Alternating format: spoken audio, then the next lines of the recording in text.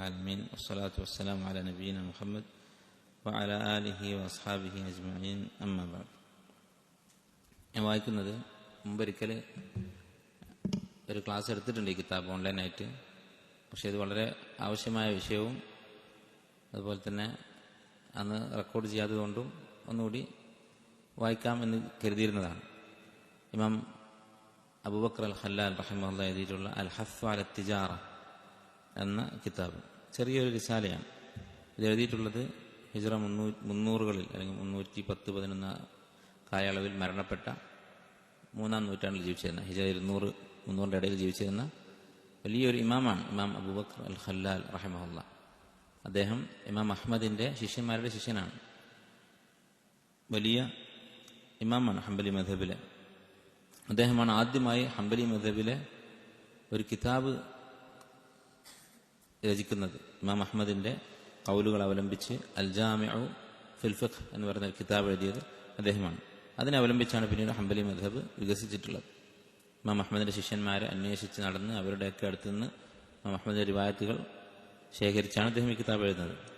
ആ കിതാബിൻ്റെ ഒരു ഭാഗമാണ് ഈ അൽ ഹസ്സ് അല തിജാറ എന്ന് പറയുന്നത്.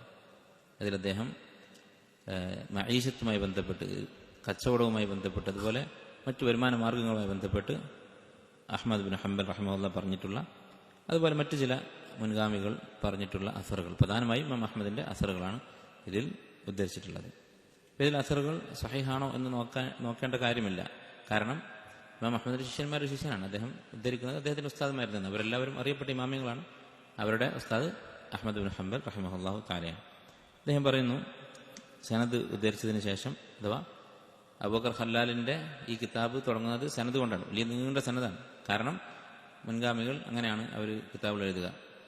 കിതാബ് എപ്പോഴാണോ എഴുതുന്നത്, ആ എഴുതുന്നയാൾ ആ കിതാബ് ആദ്യം എഴുതിയ ആളുടെ അറ്റം വരെയുള്ള സനദ് പറയും. അഥവാ ഈ കോപ്പി എഴുതിയ ആൾ ഖല്ലാലല്ല, ഖല്ലാൽ പറഞ്ഞു കൊടുത്തതാണ്.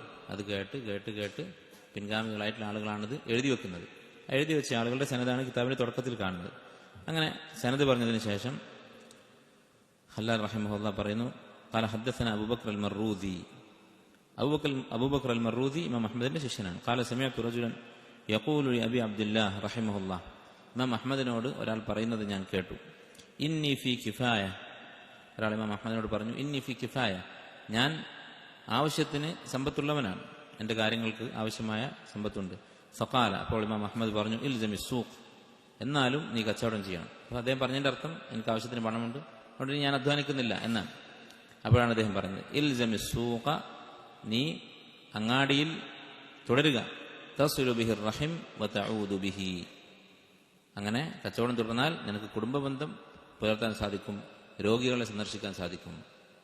അഥവാ നമുക്ക് ആവശ്യമില്ലെങ്കിലും നമ്മുടെ ആശ്രിതരായ ആളുകൾക്ക്, നമ്മുടെ ബന്ധുക്കൾക്ക്, രോഗികളായ ആളുകൾക്ക്, അങ്ങനെ മറ്റുള്ളവരെ സഹായിക്കാൻ പണം കൊണ്ട് സാധിക്കും എന്ന് അർത്ഥം.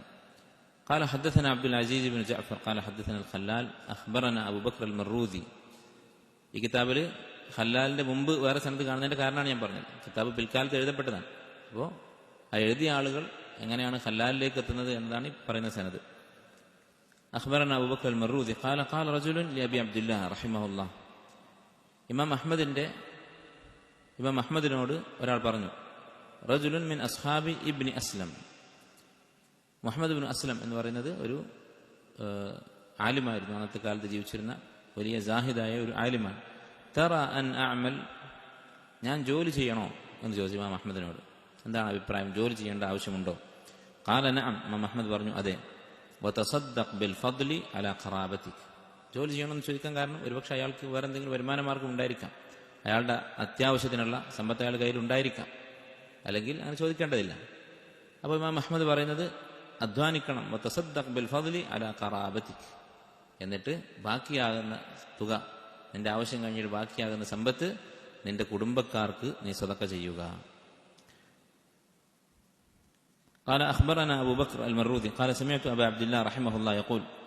ഇമാം അഹ്മദ് പറഞ്ഞതായി മർറൂദി പറയുകയാണ്, ഖദ് അമർതുഹും, ഞാൻ അവരോട് പറഞ്ഞു, അഥവാ സ്വന്തം മക്കളെ കുറിച്ചാണ് പറയുന്നത്, അൻ യഖ്തലിഫു ഇല സൂഖ്, അങ്ങാടിയിൽ പോകണം, കച്ചവടം ചെയ്യണമെന്ന്, വ അൻ യതഅറദു ലിത്തിജാറ, കച്ചവടം ചെയ്യണം എന്ന് ഞാൻ അവരോട് പറഞ്ഞു.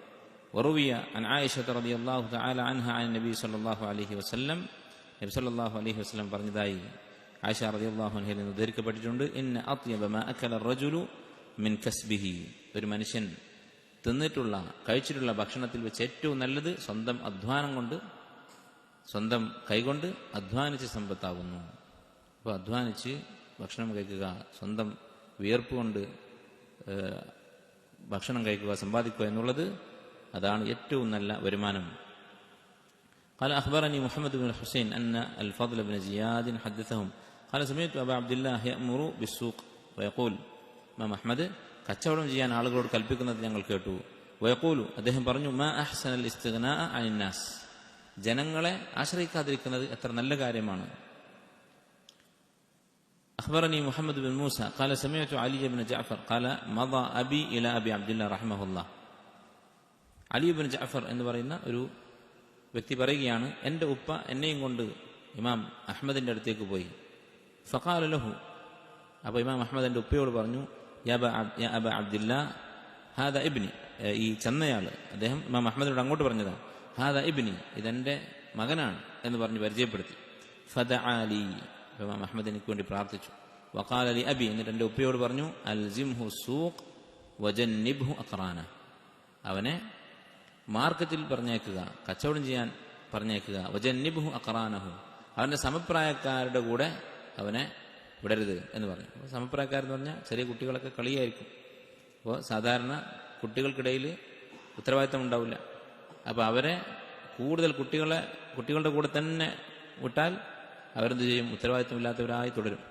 ഇതിനർത്ഥം ഒരിക്കലും സമപ്രായക്കാരായ കുട്ടികളുടെ കൂടെ നമ്മുടെ മക്കൾ കളിക്കരുതെന്നോ സമയം ചെലവഴിക്കരുതോ എന്നല്ല. അത് സ്വാഭാവികമായിട്ടും അവർ കളിക്കും. പക്ഷേ അത് മാത്രമാകരുത്. കുട്ടികളെ വലിയ ആളുകളുടെ കൂടെ ഇരുത്തണം.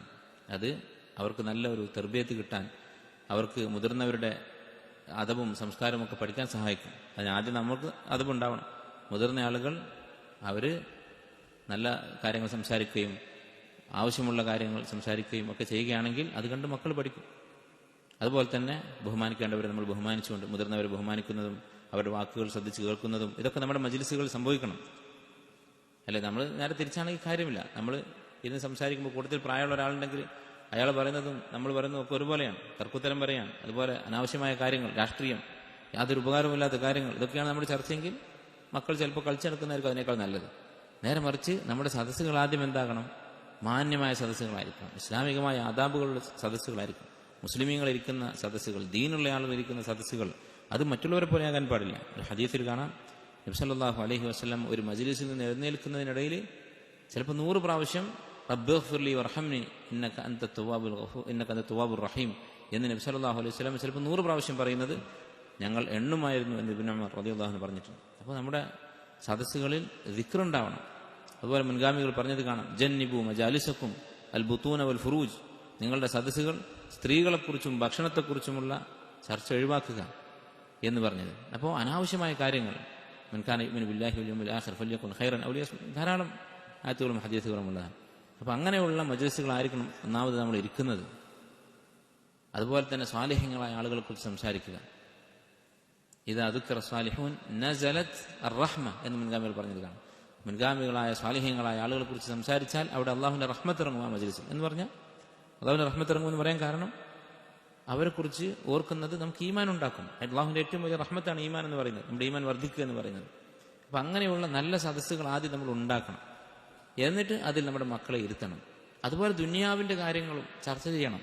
ദുനിയാവിന്റെ ഉപകാരമുള്ള കാര്യങ്ങൾ, രാഷ്ട്രീയമല്ല. രാഷ്ട്രീയം നമ്മൾ എത്ര ചർച്ച ചെയ്തിട്ടും ഒന്നും സംഭവിക്കാൻ പോകുന്നില്ല ഇവിടെ. അതുപോലെ തന്നെ വെറുതെ പേടിപ്പിക്കുന്ന സംസാരമല്ല. ഇപ്പം നമ്മൾ കൂടിയാൽ നടക്കുന്ന പ്രധാനപ്പെട്ട ഒരു ചർച്ചയാണ്, അടുത്ത വർഷം അല്ലെങ്കിൽ അടുത്ത മാസം ഇതാ പുതിയ നിയമം വരുന്നു, നമ്മളൊക്കെ ഇതാ അവിടുന്ന് നാടുകടത്താൻ പോകുന്നു. ഇതിന് ഇർജാഫ് എന്നാണ് പറയുക. ഇർജാഫ് എന്ന് പറഞ്ഞാൽ മുനാഫിക്കുകളുടെ സ്വഭാവമാണ്, പേടിപ്പിക്കുക. അതായത് ദീനിന്റെ പേരിൽ മുഅ്മിനീങ്ങൾക്ക് ഒരു നാശം വരാൻ പോകുന്നു എന്ന് പറയുന്ന വർത്തമാനം അത് മുനാഫിക്കുകളുടെ വർത്തമാനമാണ്. ലം യൻതഹിൽ മുനാഫിഖൂന ഫിൽ മദീനതി ലം യൻതഹിൽ മുനാഫിഖൂന വൽ മുർജിഫൂന ഫിൽ മദീനതി ലനുഗ്രിയന്നക ബിഹിം ثم لا يجاورونك فيها الا قليلا. അല്ലാഹു തആല പറയുകയാണ്, മുനാഫിക്കുകളുടെ സ്വഭാവമാണിത്. അവർ ഇത് അവസാനിപ്പിച്ചിട്ടില്ലെങ്കിൽ മുനാഫിക്കുകൾ എന്ത് ചെയ്യും? മദീനയിലുള്ള മുനാഫിക്കുകൾ അവിടെ അങ്ങനെ വാർത്ത പരത്തും, ഇപ്പം മക്കയിൽ നിന്ന് ആളുകൾ വരും, ഇപ്പം യഹൂദികൾ ചതിക്കും, ഇപ്പം അവർ വരും ഇവർ വരും എന്ന് പറഞ്ഞുകൊണ്ടേയിരിക്കും. അങ്ങനെ ആകുമ്പോൾ ഈമാൻ കുറയും, ആളുകൾക്ക് പേടി വരും, ആളുകൾക്ക് ദീനിനോട് അടുക്കാൻ പേടിയായിരിക്കും. നമ്മളിന്ന് കണ്ടുകൊണ്ടിരിക്കുന്നതാണ് അല്ല, ഈ ചർച്ചകൾ തുടങ്ങിയ കാലം മുതൽ, നമ്മൾ നാട് കടത്താൻ പോകുന്നു എന്നുള്ള ചർച്ച തുടങ്ങിയ കാലം മുതൽ ഇങ്ങോട്ടുള്ള മുസ്ലിം സമുദായത്തിൻ്റെ ദീനിയായ കാര്യങ്ങളിലുള്ള വളർച്ചയും തളർച്ചയും നോക്കിയാൽ മതി. ചെറുപ്പക്കാർക്ക് ദീനിനോടുള്ള അടുപ്പവും അകൽച്ചയും നോക്കിയാൽ മതി. ആളുകൾ ദീനിന് കൂട്ടത്തോടെ അകന്നു പോവുകയാണ്, മുർത്തതായി പോവുകയാണ്. എന്താ കാരണം? ഈ ദീൻ അത് മുറുകെ പിടിച്ച് നിസ്കരിച്ച് നോമ്പുമായിട്ടൊക്കെ നടക്കുന്നതിനേക്കാൾ പ്രധാനം ഈ പേടിപ്പിക്കുന്ന സംഭവങ്ങളെ തടയാൻ വേണ്ടി കൊടിപിടിക്കുന്നതാണ് എന്നാണ് ആളുകൾ ധരിക്കുന്നത്. അപ്പം അങ്ങനെയുള്ള ചർച്ചകളല്ല, ഉപകാരമില്ലാത്ത കാര്യങ്ങളല്ല, ദുനിയാവിൽ ഉപകാരമുള്ള കാര്യങ്ങൾ. കച്ചവടത്തെക്കുറിച്ച് പറഞ്ഞു കൊടുത്തു, കച്ചവടം എങ്ങനെ ചെയ്യാം, ജോലികൾ എങ്ങനെ ചെയ്യാം, ദുനിയാവിൻ്റെ വിദ്യാഭ്യാസത്തിൽ നല്ല കാര്യങ്ങൾ എന്താണ്, ദീൻ കഴിഞ്ഞാൽ രണ്ടാമതായി ഇത്തരം ഉപകാരമുള്ള കാര്യങ്ങൾ പറഞ്ഞു കൊടുക്കുക, ആരോഗ്യം സംരക്ഷിക്കുന്നതിനെക്കുറിച്ച് പറഞ്ഞു കൊടുക്കുക. ഇങ്ങനെയുള്ള ഫായതയുള്ള കാര്യങ്ങൾ അതാദ്യം നമ്മുടെ സദസ്സുകൾ ഉണ്ടാകണം, അവിടെ മക്കൾ ഇരിക്കണം. അങ്ങനെ ആകുമ്പോൾ പതുക്കെ അവരും ഈ സദസ്സിൻ്റെ മര്യാദകൾ പഠിക്കും. മുതിർന്നവരെ ബഹുമാനിക്കുക, ചെറിയവരെ കരുണ കാണിക്കുക, അതൊക്കെ നമ്മൾ ചെയ്യുന്നത് അവർ പ്രായോഗികമായി കാണും. നമ്മൾ നേരെ തിരിച്ചായിരിക്കും, പ്രായമുള്ള ആളുകളെ നമ്മൾ പരിഹസിക്കുന്നതാണ് നമ്മുടെ മക്കൾ കാണുന്നത്. പിന്നെ അവരുടെ അടുത്ത് നമുക്ക് എന്താണ് കിട്ടുക മക്കളുടെ അടുത്ത് നിന്ന്? അതുപോലെ കൂട്ടത്തിൽ ദുർബലനായ ഒരാളുണ്ടെങ്കിൽ, കുറച്ച് ബുദ്ധി കുറവോ അല്ലെങ്കിൽ അറിവ് കുറവോ ഉള്ള ഒരാളുണ്ടെങ്കിൽ അവനെ പരിഹസിക്കും. അതായിരിക്കും നമ്മൾ ചെയ്യുന്നത്. അല്ലെങ്കിൽ എന്തെങ്കിലും വല്ല അംഗവൈകല്യങ്ങളോ വല്ല കുറവുകളോ ഉള്ള ഒരാളുണ്ടെങ്കിൽ അവനെ കളിയാക്കുക. കൂട്ടത്തിൽ ഒരു കുട്ടിയുണ്ടെങ്കിൽ മുതിർന്ന പ്രായമുള്ള ആളുകൾ അവനോട് അടികൂടുക. ഇതൊക്കെ നമ്മുടെ സ്വഭാവങ്ങളാണ്. ഇതൊക്കെ നമ്മൾ തിരുത്തണം. മുതിർന്നവരോട് ബഹുമാനം, മക്കളോട് കാരുണ്യം, തമാശയല്ല, കളിയല്ല, പരിഹാസവും. നമ്മുടെ സ്നേഹം പ്രകടിപ്പിക്കൽ, പലരും സ്നേഹം പ്രകടിപ്പിക്കുക പരിഹസിച്ചുകൊണ്ടാണ്. ചെറിയൊരു കുട്ടിനെ കിട്ടിയാൽ അവനെ പരിഹസിച്ചുകൊണ്ടും കളിയാക്കിക്കൊണ്ടും അവനെ വെറുപ്പിച്ചുകൊണ്ടുമാണ് സ്നേഹം പ്രകടിപ്പിക്കുക. അതൊന്നും ഇസ്ലാമിൻ്റെ സംസ്കാരമല്ല. ലൈസ മിന്ന മൻ ലം യർഹം കബീറന, മൻ ലം യുവക്കിർ കബീറന വയർഹം സഗീറന. മുതിർന്നവരെ ബഹുമാനിക്കാത്തവൻ, ചെറിയവരെ അവരോട് കരുണ കാണിക്കാത്തവൻ നമ്മിൽപ്പെട്ടവനല്ല എന്നാണ് നബി സല്ലല്ലാഹു അലൈഹി വസല്ലം പറയുന്നത്. അപ്പം അങ്ങനെയുള്ള ഇസ്ലാമിക സ്വഭാവങ്ങളുള്ള സദസ്സുകൾ മക്കളെ ഇരുത്തണമെന്നാണ് ഇമാം അഹ്മദ് റഹിമഹുല്ലാ ഇവിടെ ഉദ്ദേശിക്കുന്നത്. അതല്ലാതെ കുട്ടികൾ കളിക്കാൻ പാടില്ല എന്നല്ല. അടുത്ത അസർ അദ്ദേഹം പറഞ്ഞു, അഖ്ബറനി അബ്ദുൽ മലിക് അൽ മൈമൂനി. ഇമാം അഹ്മദിന്റെ മറ്റൊരു ശിഷ്യനാണ് അബ്ദുൽ മലിക് അൽ മൈമൂനി റഹിമഹുല്ലാ. ഖാല ലി അബു അബ്ദുല്ലാ റഹിമഹുല്ലാ, ഇമാം അഹ്മദ് എന്നോട് പറഞ്ഞു, ഹസ്സനി അലാ ലുസൂമി ദയ്അ, എന്നോട് ലയ്അത്ത് എന്ന് പറഞ്ഞാൽ കൃഷിക്കൊക്കെ ഉപയോഗിക്കുന്ന ഭൂമി, കൃഷിഭൂമി മുറുകെ പിടിക്കാൻ, അത് പാഴാക്കരുത് എന്ന് ഇമാം അഹ്മദ് എന്നോട് പറഞ്ഞു. വഖാല, എന്നിട്ട് അദ്ദേഹം പറഞ്ഞു, മാ അദ്യഅ ദയ്അത ഇദാ ലം യകുൻ സാഹിബുഹാ യഖ്റുബുഹാ. കൃഷിസ്ഥലമൊക്കെ എത്ര പെട്ടെന്നാണ് നശിച്ചു പോവുക, അതിൻ്റെ ഉടമ അതിനെ പരിചരിച്ചിട്ടില്ലെങ്കിൽ, അതിൻ്റെ അടുത്ത് പോയി അത് നോക്കി അതിൽ എന്തൊക്കെയാണ് ചെയ്യേണ്ടത് അതൊക്കെ ചെയ്ത് അങ്ങനെ അതിനെ സംരക്ഷിച്ചിട്ടില്ലെങ്കിൽ, പരിചരിച്ചിട്ടില്ലെങ്കിൽ അത് എത്ര പെട്ടെന്ന് നശിച്ചു പോകും അല്ലേ? ധാരാളം ഭൂമിയുള്ള ആളുകൾ കാണാം, അതൊരു കൃഷിയൊന്നും ചെയ്യാതെ അല്ലെങ്കിൽ ചെയ്യുന്ന കൃഷി ശ്രദ്ധിക്കാതെ അതിൽ വരുമാനമില്ലാതെ പാഴായിപ്പോകും. അങ്ങനെ സംഭവിക്കരുത് എന്ന് ഇമാം അഹ്മദ് പറഞ്ഞു. ഖുൽതു, അപ്പോൾ ഇമാം അബ്ദുൽ മലിക് അൽ മൈമൂനി എന്ന് പറയുന്ന ഈ ഇമാം വലിയ ഇമാമാണ്, ഇമാം അഹ്മദിന്റെ ശിഷ്യന്മാരിൽ എണ്ണപ്പെട്ട ഒരു വ്യക്തിയാണ്. അദ്ദേഹം പറയുകയാണ്, ഇന്നി ലം അഅ്മുർ ദയ്അതി മുൻദു ഫാറഖ്തുക, ഞാൻ കഴിഞ്ഞ പ്രാവശ്യം നമ്മൾ കണ്ടതിന് ശേഷം പിന്നെ എൻ്റെ കൃഷിസ്ഥലത്തേക്ക്, ഈ പറയുന്ന ഭൂമിയിലേക്ക് പോയിട്ടേയില്ല. എൻ്റെ ഇന്ന സ്ഥലം, ആ ഭാഗത്തേക്ക് ഞാൻ പോയിട്ടേയില്ല. ഫിറാറൻ മിന സുൽത്താനി വകറാഹിയതൻ ലഹു. എന്താ പോകാതിരിക്കാൻ കാരണം? ഭരണാധികാരിയെ പേടിച്ചിട്ടാണ്. എന്താണ് ഭരണാധികാരിയെ പേടിക്കാനുള്ള കാരണം? തുടർന്ന് പറയുന്നു, വശകൈതു ലഹു ബഅദ മാ അറഫ്തുഹു മിന അദ്ദൈനി വദ്ദീഖ്. എൻ്റെ കടവും പ്രയാസങ്ങളുമൊക്കെ ഇമാം അഹ്മദിനോട് ഞാൻ പറഞ്ഞു. ഇവിടെ ഉദ്ദേശിക്കുന്നത്, പണ്ട് കാലത്ത് അക്രമികളായ ഭരണാധികാരികൾ എന്ത് ചെയ്യും? വലിയ നികുതി പിരിക്കും. സ്ഥലവും ഒക്കെ ഉള്ള ആളുകൾ, കൃഷിയുള്ള ആളുകൾ, അവരുടെ അടുത്ത് നിന്ന് അവരുടെ ആ സ്ഥലത്തിനനുസരിച്ച്, ഭൂമിക്കനുസരിച്ച് വലിയ തുക നികുതി പിരിക്കും. ഈ നികുതി അത് കൊടുക്കുന്നത് പേടിച്ചിട്ട് ആളുകൾ എന്ത് ചെയ്യും? കൃഷി തന്നെ ചെയ്യൂല. കൃഷി ചെയ്യുന്നുണ്ടെങ്കിൽ നികുതി കൊടുക്കണം. അപ്പോൾ അധ്വാനിച്ച് ഉണ്ടാക്കിയിട്ട് അതിൻ്റെ നല്ലൊരു ശതമാനം ഇവർക്ക് കൊടുക്കണം എന്ന് വിചാരിച്ചിട്ട് അവരത് ഒഴിവാക്കും. അതാണ് അദ്ദേഹം ഉദ്ദേശിക്കുന്നത്. അപ്പോൾ മുഹമ്മദ് പറഞ്ഞു, കൈഫ തസ്നഉ ഇദാ ലം യകുൻ ലക മിൻഹു ബുദ്. അങ്ങനെ ഭരണാധികാരി അക്രമമായി അന്യായമായി വലിയ തുക നികുതി വാങ്ങുന്നുണ്ട് എന്ന് വിചാരിച്ച് നമുക്ക് വേറെ വഴിയില്ലല്ലോ എന്ന് ഇമാം അഹ്മദ് പറഞ്ഞു. സുമ്മ ഖാല ലി, എന്നിട്ട് പറഞ്ഞു, ലൈസ ഹാഹുന ഇല്ല അന്നക തദ്ഉ ലഹു. നോക്കൂ നിങ്ങൾ, ഇവിടെ ഭരണാധികാരികൾക്ക് വേണ്ടി പ്രാർത്ഥിക്കുക അല്ലാതെ നമുക്ക് വേറെ വഴിയില്ല.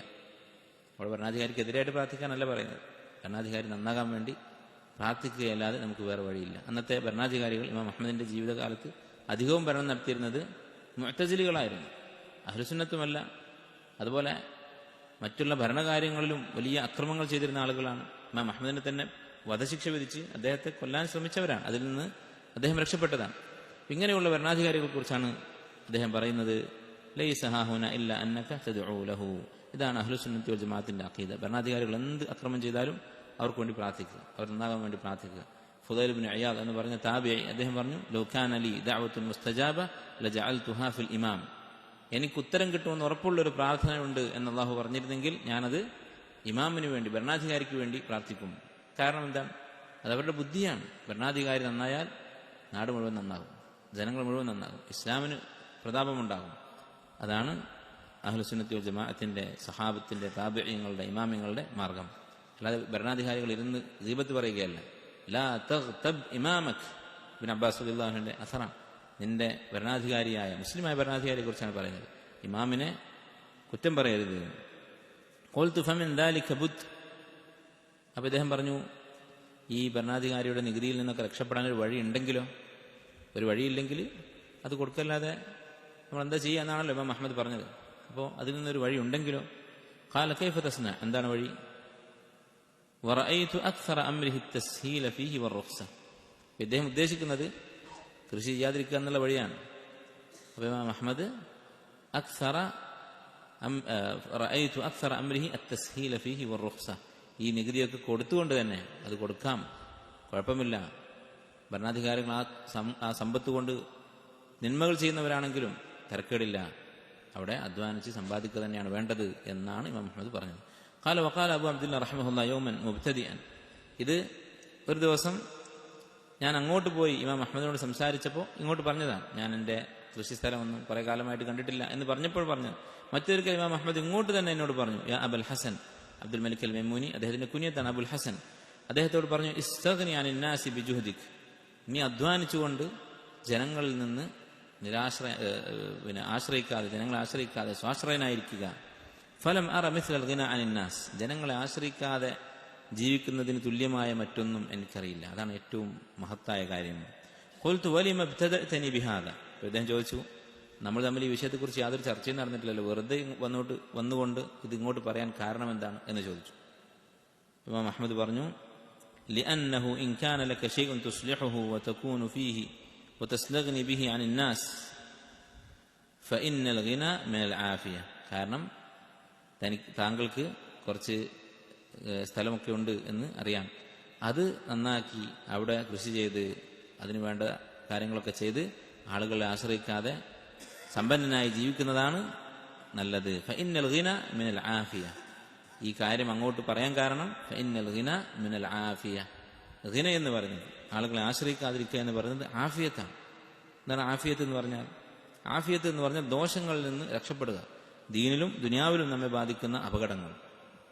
അല്ലെ, ഏറ്റവും വലിയ അപകടം എന്ന് പറഞ്ഞാൽ ദീൻ നഷ്ടപ്പെടുന്ന അവസ്ഥയാണ്. ശിർക്കും ബിദ്അത്തുകളും മാസിയത്തുകളും, അതുപോലെ തന്നെ രോഗങ്ങൾ, അപകടങ്ങൾ, ദാരിദ്ര്യം, കടം, ഇങ്ങനെ നമ്മൾ പേടിക്കുന്ന കാര്യങ്ങളിൽ നിന്നൊക്കെയുള്ള രക്ഷയാണ് ആഫിയത്ത്. ഏറ്റവും വലിയ ആഫിയത്താണ്, അല്ലെങ്കിൽ ആഫിയത്തിൽപ്പെട്ട കാര്യമാണ് അൽ ഗിന, ഐശ്വര്യം എന്ന് പറയുന്നത്. ആരുടെ മുമ്പിലും കൈനീട്ടാത്ത അവസ്ഥ. കാരണം ജനങ്ങളുടെ മുന്നിൽ കൈനീട്ടുക എന്നുള്ളത്, അല്ലെങ്കിൽ കണ്ടറിഞ്ഞ് അവരിങ്ങോട്ട് കൊണ്ടുവന്ന് തരുന്നത് വാങ്ങുക എന്ന് പറയുന്നത് പോലും ദില്ലത്താണ്.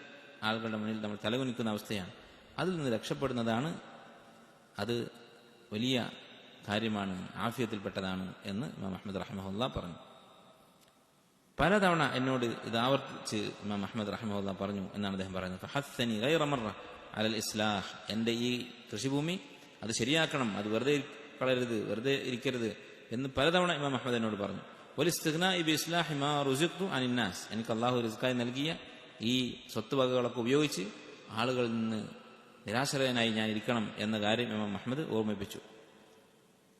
ഫഇന്നൽ ഗിന മിനൽ ആഫിയ. നേരത്തെ പറഞ്ഞതുപോലെ ആഫിയത്തിന്റെ ഭാഗമാണ് ഐശ്വര്യം എന്ന് അദ്ദേഹം പറഞ്ഞു. വഅഖ്ബല യുഗല്ലിദുൽ ഹാജത ഇലൻ നാസ്. ജനങ്ങളുടെ മുന്നിൽ ആവശ്യക്കാരനായിരിക്കുക എന്നുള്ള അവസ്ഥയെ ഇമാം അഹ്മദ് വളരെ ഗൗരവത്തോടുകൂടി, തഗ്ലീദ് എന്ന് പറഞ്ഞാൽ വളരെ ശക്തമായി ആക്ഷേപിച്ചുകൊണ്ട് പറഞ്ഞു. അങ്ങനെ പറഞ്ഞപ്പോൾ ഖുൽതു, ഞാൻ പറഞ്ഞു, ഇന്ന ബൈഅതനാ മിനർ റഖ്ഖതി അല അയ്യാം. റഖ്ഖ എന്ന് പറയുന്നത് ഇറാഖിലെ ഒരു സ്ഥലമാണ്. അവിടെ നിന്ന് കുറച്ച് ദൂരെയാണ് എൻ്റെ സ്ഥലം, എൻ്റെ കൃഷിഭൂമിയുള്ളത്.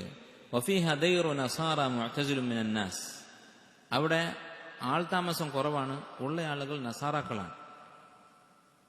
അദ്ദേഹം ഓരോ ഉദർ പറയാണ്, അവിടെ പോയി കൃഷി ചെയ്യാതിരിക്കാൻ, അധ്വാനിക്കാതിരിക്കാൻ, ഞാൻ അങ്ങോട്ട് പോകാതിരിക്കാൻ കാരണം അവിടെ നസ്രാനികളാണ്, പിന്നെ ഒറ്റപ്പെട്ടൊരു സ്ഥലമാണ്, ആളുകളില്ലാത്ത സ്ഥലമാണ്. ലൈസ ഫീഹി ഇല്ല നഫറുൻ യസീറുൻ മിനൻ നസാറ, വളരെ കുറച്ച് ക്രിസ്ത്യാനികൾ മാത്രമാണ് അവിടെ താമസിക്കുന്നത്. വയഖ്റുബുഹു മദീന, അതിനപ്പുറത്ത് അടുത്തായി ഒരു പട്ടണമുണ്ട്. ഫഖാല അയ്യു മദീനത്തിൻ ഹിയ, അതേത് മദീനയാണ്, ഏത് പട്ടണമാണ്? ഖുൽതു ഫഇന്ന ലഹ മുഅദ്ദിനൻ, ഞാൻ പറഞ്ഞു അവിടെ ഒരു മുഅദ്ദിനുണ്ട്, അഥവാ ഒരു പള്ളിയുണ്ട് എന്നർത്ഥം. ആ സ്ഥലത്തിന്റെ പേര് അദ്ദേഹം പറഞ്ഞില്ല, ഒരു പള്ളിയൊക്കെയുള്ള ഒരു സ്ഥലമാണ് എന്ന് പറഞ്ഞു. ഖാല മിന ഷാം, ഷാമിൽ നിന്ന് വന്ന ആളാണോ ആ മുഅദ്ദിൻ എന്ന് ചോദിച്ചു. ഖുൽതു ലാ മിനൽ ജസീറ നാഹിയത റഅസൽ ഐൻ, സ്ഥലങ്ങളുടെ പേരാണ്, ഇന്ന സ്ഥലത്ത് നിന്ന് വന്നയാളാണ് എന്ന് പറഞ്ഞു. ഖാല ഫദാ മൗദിഉൻ സാലിഹ്, അദ്ദേഹം പറഞ്ഞത് നല്ല സ്ഥലമാണ്, ആ നാട് നല്ല നാടാണ് എന്ന് പറഞ്ഞു. ഖുൽതു ഇന്നമാ ശഗല ഖൽബി ബിശൈഇൻ വാഹിദ്, അദ്ദേഹം പറഞ്ഞു നല്ല സ്ഥലമൊക്കെയാണ്, പക്ഷെ എനിക്ക് ആകെയുള്ള പ്രശ്നം അന്ന ദീറ മുഅ്തസിലുൻ അനിൻ നാസ്, ആളില്ലാത്ത സ്ഥലമാണ്. വഅന ഇന്നമാ ഉഹിബ്ബുൽ ഉസ്ല, അങ്ങനെയുള്ള സ്ഥലം എനിക്ക് കുഴപ്പമൊന്നുമില്ല, ആളില്ലാത്ത സ്ഥലങ്ങൾ എനിക്ക് ഇഷ്ടമാണ്. പക്ഷെ വലൈസ ഫീഹി ഇല്ല നസാറ, നസാറാക്കളെ എവിടെയുള്ളൂ. വഇന്നമാ കരീഹ്തു ഫീഹി, അതുപോലെ ഞാൻ അവിടെ ഇഷ്ടപ്പെടാത്ത മറ്റൊരു കാരണം അൻ ഇദാ അറദ്തു അൻ ഉസല്ലി ലം അജിദ് അഹദൻ ഉസല്ലി മഅ, നമസ്കരിക്കാൻ കൂടെ ഒരാളെ കിട്ടില്ല. അങ്ങനെ ഒരു മുസ്ലിമായ ആൾ പോലും ഇല്ല, നമസ്കരിക്കാൻ പള്ളിയില്ല. തൊട്ടടുത്തുള്ള ഈ പട്ടണത്തിലാണ് പള്ളിയുള്ളത്. ആ പ്രത്യേക സ്ഥലത്ത്, അവിടെ ഞാൻ എനിക്ക് ഭൂമിയുള്ള സ്ഥലത്ത് അവിടെ മുസ്ലിമീങ്ങളില്ല, പള്ളിയില്ല, നമസ്കരിക്കാൻ ആളെ കിട്ടില്ല, ജമാഅത്ത് നമസ്കരിക്കാൻ പറ്റില്ല. ഖാലി ഇമാം അഹ്മദ് പറഞ്ഞു ഫഇദാ ഹദറത്തിസ് സലാ ഫഅദ്ദിൻ വഅഖിം, നീ എന്ത് ചെയ്യുക, നമസ്കാരത്തിന്റെ സമയമായാൽ ബാങ്ക് കൊടുക്കുക, ഇഖാമത്ത് കൊടുക്കുക. ഫഇൻ ജാഅക അഹദുൻ, ആരെങ്കിലും വന്നാൽ അവനെ കൂട്ടി നമസ്കരിക്കുക. ഫഇല്ല ഫസല്ലി, ആരെയും കിട്ടിയിട്ടില്ലെങ്കിൽ നീ ഒറ്റയ്ക്ക് നമസ്കരിച്ചു എന്ന് പറഞ്ഞു. അപ്പോൾ അധ്വാനിക്കുക എന്നുള്ളത് അത്രയും പ്രധാനമാണ്, ആളുകളെ ആശ്രയിക്കുക എന്നുള്ളത് അത്രയും മോശമാണ് എന്നർത്ഥം. قال عبد الملك الميموني رحمه الله പറഞ്ഞു فاستحسن ابو عبد الله رحمه الله هذا الموضع, ഞാൻ ആ സ്ഥലത്തെക്കുറിച്ച് പറഞ്ഞപ്പോൾ അത് വളരെ നല്ല സ്ഥലമാണ് എന്ന് ഇമാം അഹ്മദ് വീണ്ടും വീണ്ടും പറഞ്ഞു. വറഅയ്തു السرور فيه ബയ്യനൻ, അദ്ദേഹത്തിന്റെ മുഖത്ത് സന്തോഷം കണ്ടു. ലിമാ വസഫ്തു ലഹു മിൻ ദാലിക വമിൻ ഉസ്ലതിഹി, സന്തോഷിക്കാൻ കാരണം എന്താണ്? ഒറ്റപ്പെട്ട സ്ഥലമാണ്, കാരണം ഫിത്നകളില്ലാത്തൊരു സ്ഥലമാണെന്നർത്ഥം. ഇമാം അഹ്മദ് ജീവിച്ചിരുന്ന കാലത്ത് ബഗ്ദാദ് ഫിത്നകളുടെ കേന്ദ്രമായിരുന്നു. നമ്മൾ ചരിത്രത്തിൽ പഠിക്കുന്ന ഇസ്ലാമിന്റെ സുവർണ്ണകാലം എന്നൊക്കെ പറയുന്ന കാലമാണ്. യഥാർത്ഥത്തിൽ അതത്ര സുവർണ്ണകാലമായിരുന്നില്ല. സുവർണ്ണകാലം എന്ന് പറയുന്നത് ദുനിയാവിന്റെ കാര്യങ്ങളുടെ അർത്ഥത്തിലാണ്. ശാസ്ത്രജ്ഞന്മാരുണ്ടായിരുന്നു, അതുപോലെ തന്നെ വലിയ കലാകാരന്മാരുണ്ടായിരുന്നു, അതുപോലെ തന്നെ മന്തിക്കും ഇൽമുൽ കലാമും ഇതൊക്കെ ഇന്ത്യയിൽ നിന്നും പേർഷ്യയിൽ നിന്നുമൊക്കെ വിവർത്തനം ചെയ്ത് അറബിയിലേക്ക് തർജ്ജമ ചെയ്തിരുന്നു. അങ്ങനെയുള്ള കാര്യങ്ങളുടെ പേരിലാണ് ഈ സുവർണ്ണകാലം എന്ന് പറയുന്നത്. പക്ഷേ ദീനിയായി കുറച്ച് പ്രയാസമുള്ള കാലമായിരുന്നു. എത്രത്തോളം എന്ന് വെച്ചാൽ ഇമാം അഹ്മദ് റഹിമഹുല്ലാ പറഞ്ഞത് കാണാം. വഹൽ യസ്കുനു ഫി ബഗ്ദാദ് റജുലുൻ സാലിഹ്, ബഗ്ദാദിൽ സ്വാലിഹായ ഒരു മനുഷ്യൻ ജീവിക്കുമോ എന്ന് ഇമാം അഹ്മദ് ചോദിച്ചിരുന്നു. അദ്ദേഹം ബഗ്ദാദിൽ ജീവിക്കാൻ ഇഷ്ടപ്പെട്ടിരുന്നില്ല, ബഗ്ദാദുകാരനാണ്. അപ്പോൾ അദ്ദേഹത്തോട് ആരോ ചോദിച്ചു, അപ്പോൾ താങ്കൾ ഇവിടെയാണല്ലോ ജീവിക്കുന്നത്. ഇമാം അഹ്മദ് പറഞ്ഞു, ഞാനിവിടെ ജീവിച്ചിട്ടില്ലെങ്കിൽ ജനങ്ങൾക്ക് ഫത്വ കൊടുക്കാൻ ആരാണ് ഉണ്ടാവുക എന്ന് അദ്ദേഹം പറയുമായിരുന്നു. അപ്പം അത്രയും ഫിത്നയും ഫസാദും നിറഞ്ഞ നാടായിരുന്നു ബഗ്ദാദ്. അപ്പോൾ ഒഴിഞ്ഞൊരു സ്ഥലമായതുകൊണ്ട് അദ്ദേഹത്തിന് സന്തോഷമായി. ഖുൽതു ഫഇന്നൽ മദീനത മിന്നി അലാ റഅസി മീൽ, ഒരു മൈൽ ദൂരം, 1.5 കിലോമീറ്റർ ദൂരമുണ്ട് അടുത്ത പട്ടണത്തിലേക്ക്. 1.5 കിലോമീറ്റർ അല്ലേ, ഒരു മൈൽ ഏകദേശം 1.5 കിലോമീറ്റർ ദൂരമുണ്ട്. യുംകിനുനി ദുഖൂലു ഇലൽ ജുമുഅ, വെള്ളിയാഴ്ച ജുമുഅക്ക് എനിക്ക് പോകാം. വസ്സലവാതു ഫീ സാഇരിൽ അയ്യാമി ഫിദ്ദീർ, ബാക്കിയുള്ള നിസ്കാരമൊക്കെ ഞാൻ ഈ നാട്ടിൽ തന്നെ നമസ്കരിക്കണം, പള്ളിയില്ലാതെ ഒറ്റക്ക് നമസ്കരിക്കണം. ഫഖാല ലീ ഫീ ഹാദൽ മൗദിഇ ഇദാ ലം യകുൻ മഅക മൻ യുസല്ലി മഅക ഫമാ തസ്ന, ഇങ്ങനെയുള്ള സ്ഥലത്ത് ഒറ്റപ്പെട്ടാൽ നീ എന്താണ് ചെയ്യേണ്ടത്? അദ്ദിൻ വഅഖിം വസല്ലി വഹ്ദക്, ഇഖാമത്ത് കൊടുത്ത് ബാങ്കും ഇഖാമത്തും കൊടുത്ത് ഒറ്റക്ക് നമസ്കരിക്കുക. അപ്പം അതിൻ്റെ പേരിൽ ആ സ്ഥലം ഒഴിവാക്കരുത്. ഇവിടെ എന്താണ് ഉദ്ദേശിക്കുന്നത്? ജമാഅത്ത് നമസ്കാരത്തിന് പ്രാധാന്യമില്ലാത്തതുകൊണ്ടാണോ? ഇമാം അഹ്മദിന് നമ്മുടെ അത്ര ഈമാൻ ഇല്ലാത്തതുകൊണ്ടല്ല. ഇമാം അഹ്മദ് റഹിമഹുല്ലാ അദ്ദേഹത്തിന്റെ ഫിഖ്ഹാണ് ഇവിടെ മനസ്സിലാക്കേണ്ടത്. കാരണം വാജിബായ കാര്യങ്ങൾ തന്നെ പരസ്പരം എന്താ പറയുക, തആറുദുണ്ടാകുമ്പോൾ, ഏതെങ്കിലും ഒന്ന് തിരഞ്ഞെടുക്കേണ്ട അവസ്ഥ വരുമ്പോൾ അതിൽ പ്രധാനപ്പെട്ടത് തിരഞ്ഞെടുക്കണം, അല്ലേ? അടുത്ത് പള്ളി ഇല്ലെങ്കിൽ ജമാഅത്ത് വാജിബല്ല. ബാങ്ക് കേൾക്കുന്ന പരിധിയിൽ പള്ളിയില്ലെങ്കിൽ ജമാഅത്ത് വാജിബേ അല്ല. എന്നാൽ ആളുകളെ ആശ്രയിക്കാതെ ജീവിക്കുക എന്നുള്ളതിന്റെ ഹുക്ം എന്താണ്? വാജിബാണ്. അധ്വാനിക്കുക, സമ്പാദിക്കുക, സ്വന്തം ആവശ്യത്തിനുള്ള പണം ഉണ്ടാക്കുക എന്നുള്ളത് വാജിബാണ്. അപ്പോൾ ഇനിയിപ്പോൾ പള്ളി ഉണ്ടെങ്കിൽ പോലും എന്താണ് ചെയ്യേണ്ടത് എന്നുള്ള കാര്യം തുറന്ന് പറയുന്നുണ്ട്. അപ്പോൾ സുന്നത്തായ ജമാഅത്ത് നമസ്കാരമാണെങ്കിൽ, തൊട്ടടുത്ത് പള്ളിയില്ലെങ്കിൽ സുന്നത്താണ് ജമാഅത്ത്, അല്ലെ? വാഹനത്തിലൊക്കെ പോയിട്ട് ജമാഅത്തിൽ പങ്കെടുക്കൽ സുന്നത്താണ്. ആ സുന്നത്തും ഈ വാജിബും തമ്മിൽ ഒരു വൈരുദ്ധ്യമുണ്ടായാൽ അതിലേതെങ്കിലും ഒന്ന് ചെയ്യാൻ പറ്റുകയുള്ളൂ എന്ന അവസ്ഥ വന്നാൽ എന്ത് ചെയ്യണം? വാജിബായ കാര്യം ചെയ്യണം. അതാണ് ഇമാം അഹ്മദിന്റെ ഈ സംസാരത്തിന്റെ കാരണം. ഇമാം അഹ്മദ് പറയുകയാണ്, ഇമാം അബ്ദുൽ മലിക് അൽ മൈമൂനി പറയുകയാണ്, വകുന്തു അറ അബ അബ്ദുല്ലാ യഖൂമു വയഅമലു ബിയദിഹി. ഇമാം അഹ്മദ് അധ്വാനിക്കുന്നത് ഞാൻ കണ്ടിട്ടുണ്ട്, സ്വന്തം കൈകൊണ്ട് അധ്വാനിക്കുന്നത്. നമ്മുടെയൊക്കെ ധാരണ ചിലപ്പോൾ ഇമാം അഹ്മദിനെ കുറിച്ച് ഇങ്ങനെ ആയിരിക്കണം എന്നില്ല. ഇമാം അഹ്മദ് എന്ന് കേൾക്കുമ്പോൾ ഒരു പള്ളിയിലിരുന്ന് ദീൻ പഠിപ്പിക്കുന്ന അതുമാത്രം ചെയ്യുന്ന ഒരാളാണ് എന്നതായിരിക്കാം ചിലപ്പോൾ നമുക്ക് തോന്നുക. അങ്ങനെ ആയിരുന്നില്ല. ഇമാം അഹ്മദ് ശമ്പളം വാങ്ങുമായിരുന്നില്ല ഭരണാധികാരികളിൽ നിന്ന്. അദ്ദേഹം അധ്വാനിച്ച് സമ്പാദിക്കുന്ന ആളായിരുന്നു. മറ്റ് യാതൊരു വരുമാനവും അദ്ദേഹത്തിന് ഉണ്ടായിരുന്നില്ല. ദീൻ പഠിപ്പിക്കുന്നതിന്റെ പേരിലോ അല്ലെങ്കിൽ ശമ്പളമായിട്ടോ ഒന്നും അദ്ദേഹത്തിനൊന്നും കിട്ടാനുണ്ടായിരുന്നില്ല. നേരെ മറിച്ചായിരുന്നു. ഭരണാധികാരികൾ അദ്ദേഹത്തെ ഉപദ്രവിക്കുകയായിരുന്നു. അദ്ദേഹം എന്ത് ചെയ്യും? അധ്വാനിച്ച് അദ്ദേഹം സ്വന്തം കൈകൊണ്ട് അധ്വാനിക്കുന്നത് ഞാൻ കണ്ടിട്ടുണ്ട്. വയുസ്ലിഹുഹു വയതആഹദു മനാസിലഹു. അദ്ദേഹം എന്തായിരുന്നു ജോലി ചെയ്തിരുന്നത്? കുറെ വീടുകൾ അദ്ദേഹത്തിനുണ്ടായിരുന്നു, വാടകയ്ക്ക് കൊടുക്കുന്ന വീടുകൾ. വീടുണ്ടാക്കി വാടക കൊടുക്കുക, അതായിരുന്നു അദ്ദേഹത്തിന്റെ ജോലി. ആ വീടുകൾ അദ്ദേഹം സ്വന്തം കൈകൊണ്ട് നന്നാക്കുന്നത്, കേടുപാടുകളൊക്കെ നന്നാക്കുന്നത് ഞാൻ കണ്ടിട്ടുണ്ട് എന്നാണ് പറയുന്നത്. വദഖൽതു അലാ അബി അബ്ദുല്ലാ റഹിമഹുല്ലാഹി മിറാറൻ ബൈതൻ. പലതവണ ഞാൻ അദ്ദേഹത്തിന്റെ വീട്ടിൽ പോയിട്ടുണ്ട്. ഫറഅയ്തുഹു ളറബ ബിയദിഹി ഇലാ അർദിഹി ഫസവ്വാ തുറാബഹു ബിയദിഹി. അദ്ദേഹം ആ വീടിന്റെ നിലത്തുള്ള മണ്ണൊക്കെ തന്റെ കൈകൊണ്ട് അടിച്ച് ശരിയാക്കുന്നത്, അത് നിരപ്പാക്കുന്നത് ഞാൻ കണ്ടിട്ടുണ്ട് എന്നാണ് അദ്ദേഹം ശിഷ്യനായ അബ്ദുൽ മലിക് അൽ മൈമൂനി റഹിമഹുല്ലാഹ് പറയുന്നത്. قال أخبرني محمد بن موسى قال سمعت أحمد بن عبد الرحمن البزوري يقول قال لي أبو عبد الله رحمه الله تعالى سنة 19 ഹിജ്റ 219 ഇമാം അഹ്മദ് എന്നോട് പറഞ്ഞു, ഹീന ഖദിമൽ മുഅ്തസിം വന്ന സന്ദർഭത്തിൽ, മുഅ്തസിം അധികാരത്തിൽ വന്ന സന്ദർഭത്തിൽ, അതൈതുഹു വഹുവ യഅമലു ബിയദിഹി ഷൈഅൻ യറുമ്മുഹു ബിതീൻ. ഇമാം അഹ്മദ് തന്റെ കൈകൊണ്ട് മണ്ണുകൊണ്ടുള്ള വീട്, ആ വീട്ടിലെ കേടുപാടുകളൊക്കെ മണ്ണ് പതിച്ച് അത് തീർക്കുന്നത് ഞാൻ കണ്ടു. വയുഷീറു ഇല സുഖാൻ. എന്നിട്ട് അദ്ദേഹം പുറത്ത് താമസിക്കുന്ന ആളുകൾ താമസിക്കുന്ന വീടുകളിലേക്ക് കൈ ചൂണ്ടി കാണിച്ചു കൊടുക്കുക. അഥവാ ഈ വീട് വാടകയ്ക്ക് കൊടുക്കാനാണ് ഉദ്ദേശിക്കുന്നത് എന്നർത്ഥം. ഇമാം അഹ്മദ് അധ്വാനിച്ച് ജീവിച്ച ഒരാളായിരുന്നു എന്നർത്ഥം. അഖ്ബറനി സുഹൈർ ഇബ്നു സാലിഹ് ഇബ്നു അഹ്മദ് ഇബ്നു ഹംബൽ റഹിമഹുല്ലാഹ് ഖാല സമിഅതു അബി. ഇമാം അഹ്മദിന്റെ പേരക്കുട്ടി പറയുകയാണ്, അദ്ദേഹം തന്റെ ഉപ്പ പറഞ്ഞതായിട്ട് പറയുകയാണ്. എന്റെ ഉപ്പ പറഞ്ഞു, കാന റുബ്ബമാ അഖദൽ ഖദൂം. ചിലപ്പോൾ ഇമാം അഹ്മദ് മഴുവെടുക്കും. വഖറജ ഇലാ ദാരി സുക്കാനി യഅമലു ഷൈഅ ബിയദിഹി. അങ്ങനെ വാടക കൊടുത്ത വീടുകളിലേക്കൊക്കെ പോയി ആ മഴുകൊണ്ട് അവിടെ പണിയെടുക്കാനുള്ളതൊക്കെ അദ്ദേഹം സ്വയം ചെയ്യുമായിരുന്നു. ഖാല അഖ്ബറനി മുഹമ്മദ് ഇബ്നു അബി ഹാറൂൻ അന്ന ഇസ്ഹാഖ് ഇബ്നു ഇബ്രാഹിം ഇബ്നു ഹാനി ഹദ്ദസഹും ഖാല ലി അബു അബ്ദുല്ലാ റഹിമഹുല്ലാഹ്. ഇമാം അഹ്മദ് പറഞ്ഞു, ഖലീലുൽ മാലി തുസ്ലിഹുഹു ഫയബ്ഖ വലാ യബ്ഖൽ കസീറു മഅൽ ഫസാദി. ഇമാം അഹ്മദിന്റെ ഒരു വലിയ ഉപദേശമാണ്. കുറച്ച് പണം, ഖലീലുൽ മാൽ, കുറച്ച് പണം, തുസ്ലിഹുഹു, അത് നീ ശരിയാക്കിയാൽ. പണം എന്ന് മാത്രമായിക്കൊള്ളുന്നില്ല, മാൽ എന്ന് പറഞ്ഞാൽ ഉപകാരമുള്ള എന്തും പെടും. സ്വത്ത്, സമ്പത്ത്, സ്ഥലമാകാം, വീടാകാം, കെട്ടിടമാകാം, പണമാകാം, എന്തുമാകാം, സ്വർണമാകാം. അപ്പൊ ഖലീലുൽ മാൽ, അങ്ങനെ കുറച്ച് സ്വത്തുണ്ട് ഒരാൾക്ക്. തുസ്ലിഹുഹു, അത് നീ നന്നാക്കുന്നു എന്ന് പറഞ്ഞാൽ അത് ഇപ്പോൾ മണ്ണാണെങ്കിൽ അത് കൃഷി ചെയ്യുന്നു, കെട്ടിടമാണെങ്കിൽ അതിലെ കേടുപാടുകൾ തീർക്കുന്നു, പണമാണെങ്കിൽ അത് സൂക്ഷിച്ച് ചെലവഴിക്കുന്നു, അതുകൊണ്ട് കച്ചവടം ചെയ്യുന്നു.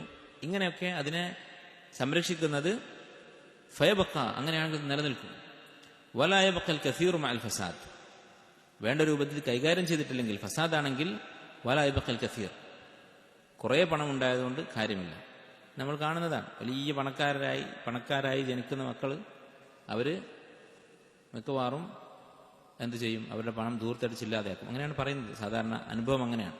അല്ലെ, പണക്കാരുടെ മൂന്നാമത്തെ തലമുറ പാവപ്പെട്ടവരായിരിക്കും എന്നാണ് പറയുന്നത്. കാരണം അവരുടെ ഉപ്പമാർ അധ്വാനിച്ചത്, സമ്പാദിച്ചത് അവർക്കറിയില്ല എങ്ങനെയാണെന്ന്, അതിന്റെ വില അറിയില്ല. അപ്പോൾ ഉള്ള പണത്തിന്റെ വിലയറിഞ്ഞ് സൂക്ഷിച്ച് അത് ചെലവഴിച്ച് അത് കൂടുതൽ വർദ്ധിപ്പിക്കുന്നത് അത് നിലനിൽക്കും. അത് കുറച്ചാണെങ്കിലും. കുറേ കിട്ടിയാൽ അത് സൂക്ഷിക്കാൻ അറിയാത്തവനാണെങ്കിൽ അവൻ അത് വലയബക്ക, നിലനിൽക്കുകയില്ല. സാധാരണ പറയാറുണ്ട്, സമ്പാദിക്കാൻ ആർക്കും സാധിക്കും, ആർക്കും പറ്റും, ചെലവഴിക്കാൻ ബുദ്ധി വേണം. അപ്പോൾ എങ്ങനെയാണ് സമ്പത്ത് ചെലവഴിക്കേണ്ടത് എന്നറിയുന്നവരാണെങ്കിൽ അവന്റെ സമ്പത്ത് നിലനിൽക്കും. قال أخبرنا هارون بن زياد قال حدثنا ابن أبي عمر قال حدثنا سفيان عن مسعر. സനദ് ഉദ്ധരിച്ചതിന് ശേഷം ഈ സനദ് പറഞ്ഞിട്ട് പറയുകയാണ്, ഉമർ ഇബ്നു ഖത്താബ് റളിയല്ലാഹു അൻഹു പറഞ്ഞു, അൽ ഖർഖു ഫിൽ മഈഷ.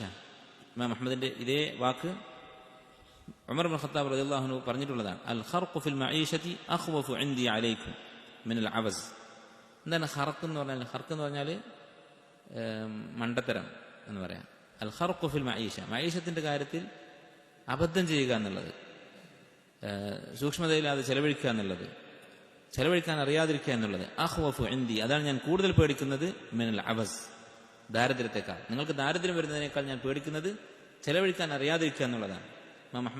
ഉമർ റളിയല്ലാഹു അൻഹുവിന്റെ ഒരു ഹിക്മത്ത് നോക്കും. നമ്മൾ സാധാരണ കാണുന്ന ദരിദ്രരായ ആളുകൾ ചെലവഴിക്കാൻ അറിയാമെങ്കിൽ അവർ സന്തോഷത്തോടെ ജീവിക്കും. നമ്മൾ എത്രയോ ആളുകൾ കാണാറുണ്ട്. വളരെ സമ്പന്നരായ ആളുകൾ കുറച്ച് ദിവസം കഴിഞ്ഞിട്ട് കൈനീട്ടി നടക്കുന്നത് നമ്മൾ കാണാറുണ്ട്. ചില വീടുകളിലൊക്കെ ഉപ്പമാർ മരിച്ചു പോയിട്ട് ഉമ്മ മാത്രം ഉണ്ടാവും. എന്തെങ്കിലുമൊക്കെ പറമ്പിൽ പച്ചക്കറിയൊക്കെ ഉണ്ടാക്കി അരി എവിടെ നിന്നെങ്കിലൊക്കെ വാങ്ങി അവർ മക്കളെ തീറ്റിപ്പോരി വളർത്തും, ഒരു കുഴപ്പമില്ലാതെ. എന്നാലോ നല്ല വരുമാനമുള്ള ആളുകൾ ദൂർത്തടിച്ച് അവർ പിന്നീട് കൈനീട്ടേണ്ട അവസ്ഥ ഉണ്ടാകാറുണ്ട്. അതാണ് ഉമർ ഇബ്നു ഖത്താബ് റളിയല്ലാഹു അൻഹു പറയുന്നത്, പണം എങ്ങനെ ചെലവഴിക്കണം എന്നറിയാത്ത അവസ്ഥയാണ് ഞാൻ കൂടുതൽ പേടിക്കുന്നത് ദാരിദ്ര്യത്തെക്കാൾ. ലാ യഖില്ലു ഷൈഉൻ മഅൽ ഇസ്ലാഹ്, നല്ലവണ്ണം ബുദ്ധിപൂർവം കൊണ്ടു നടന്നാൽ ഒന്നും ചെറുതല്ല.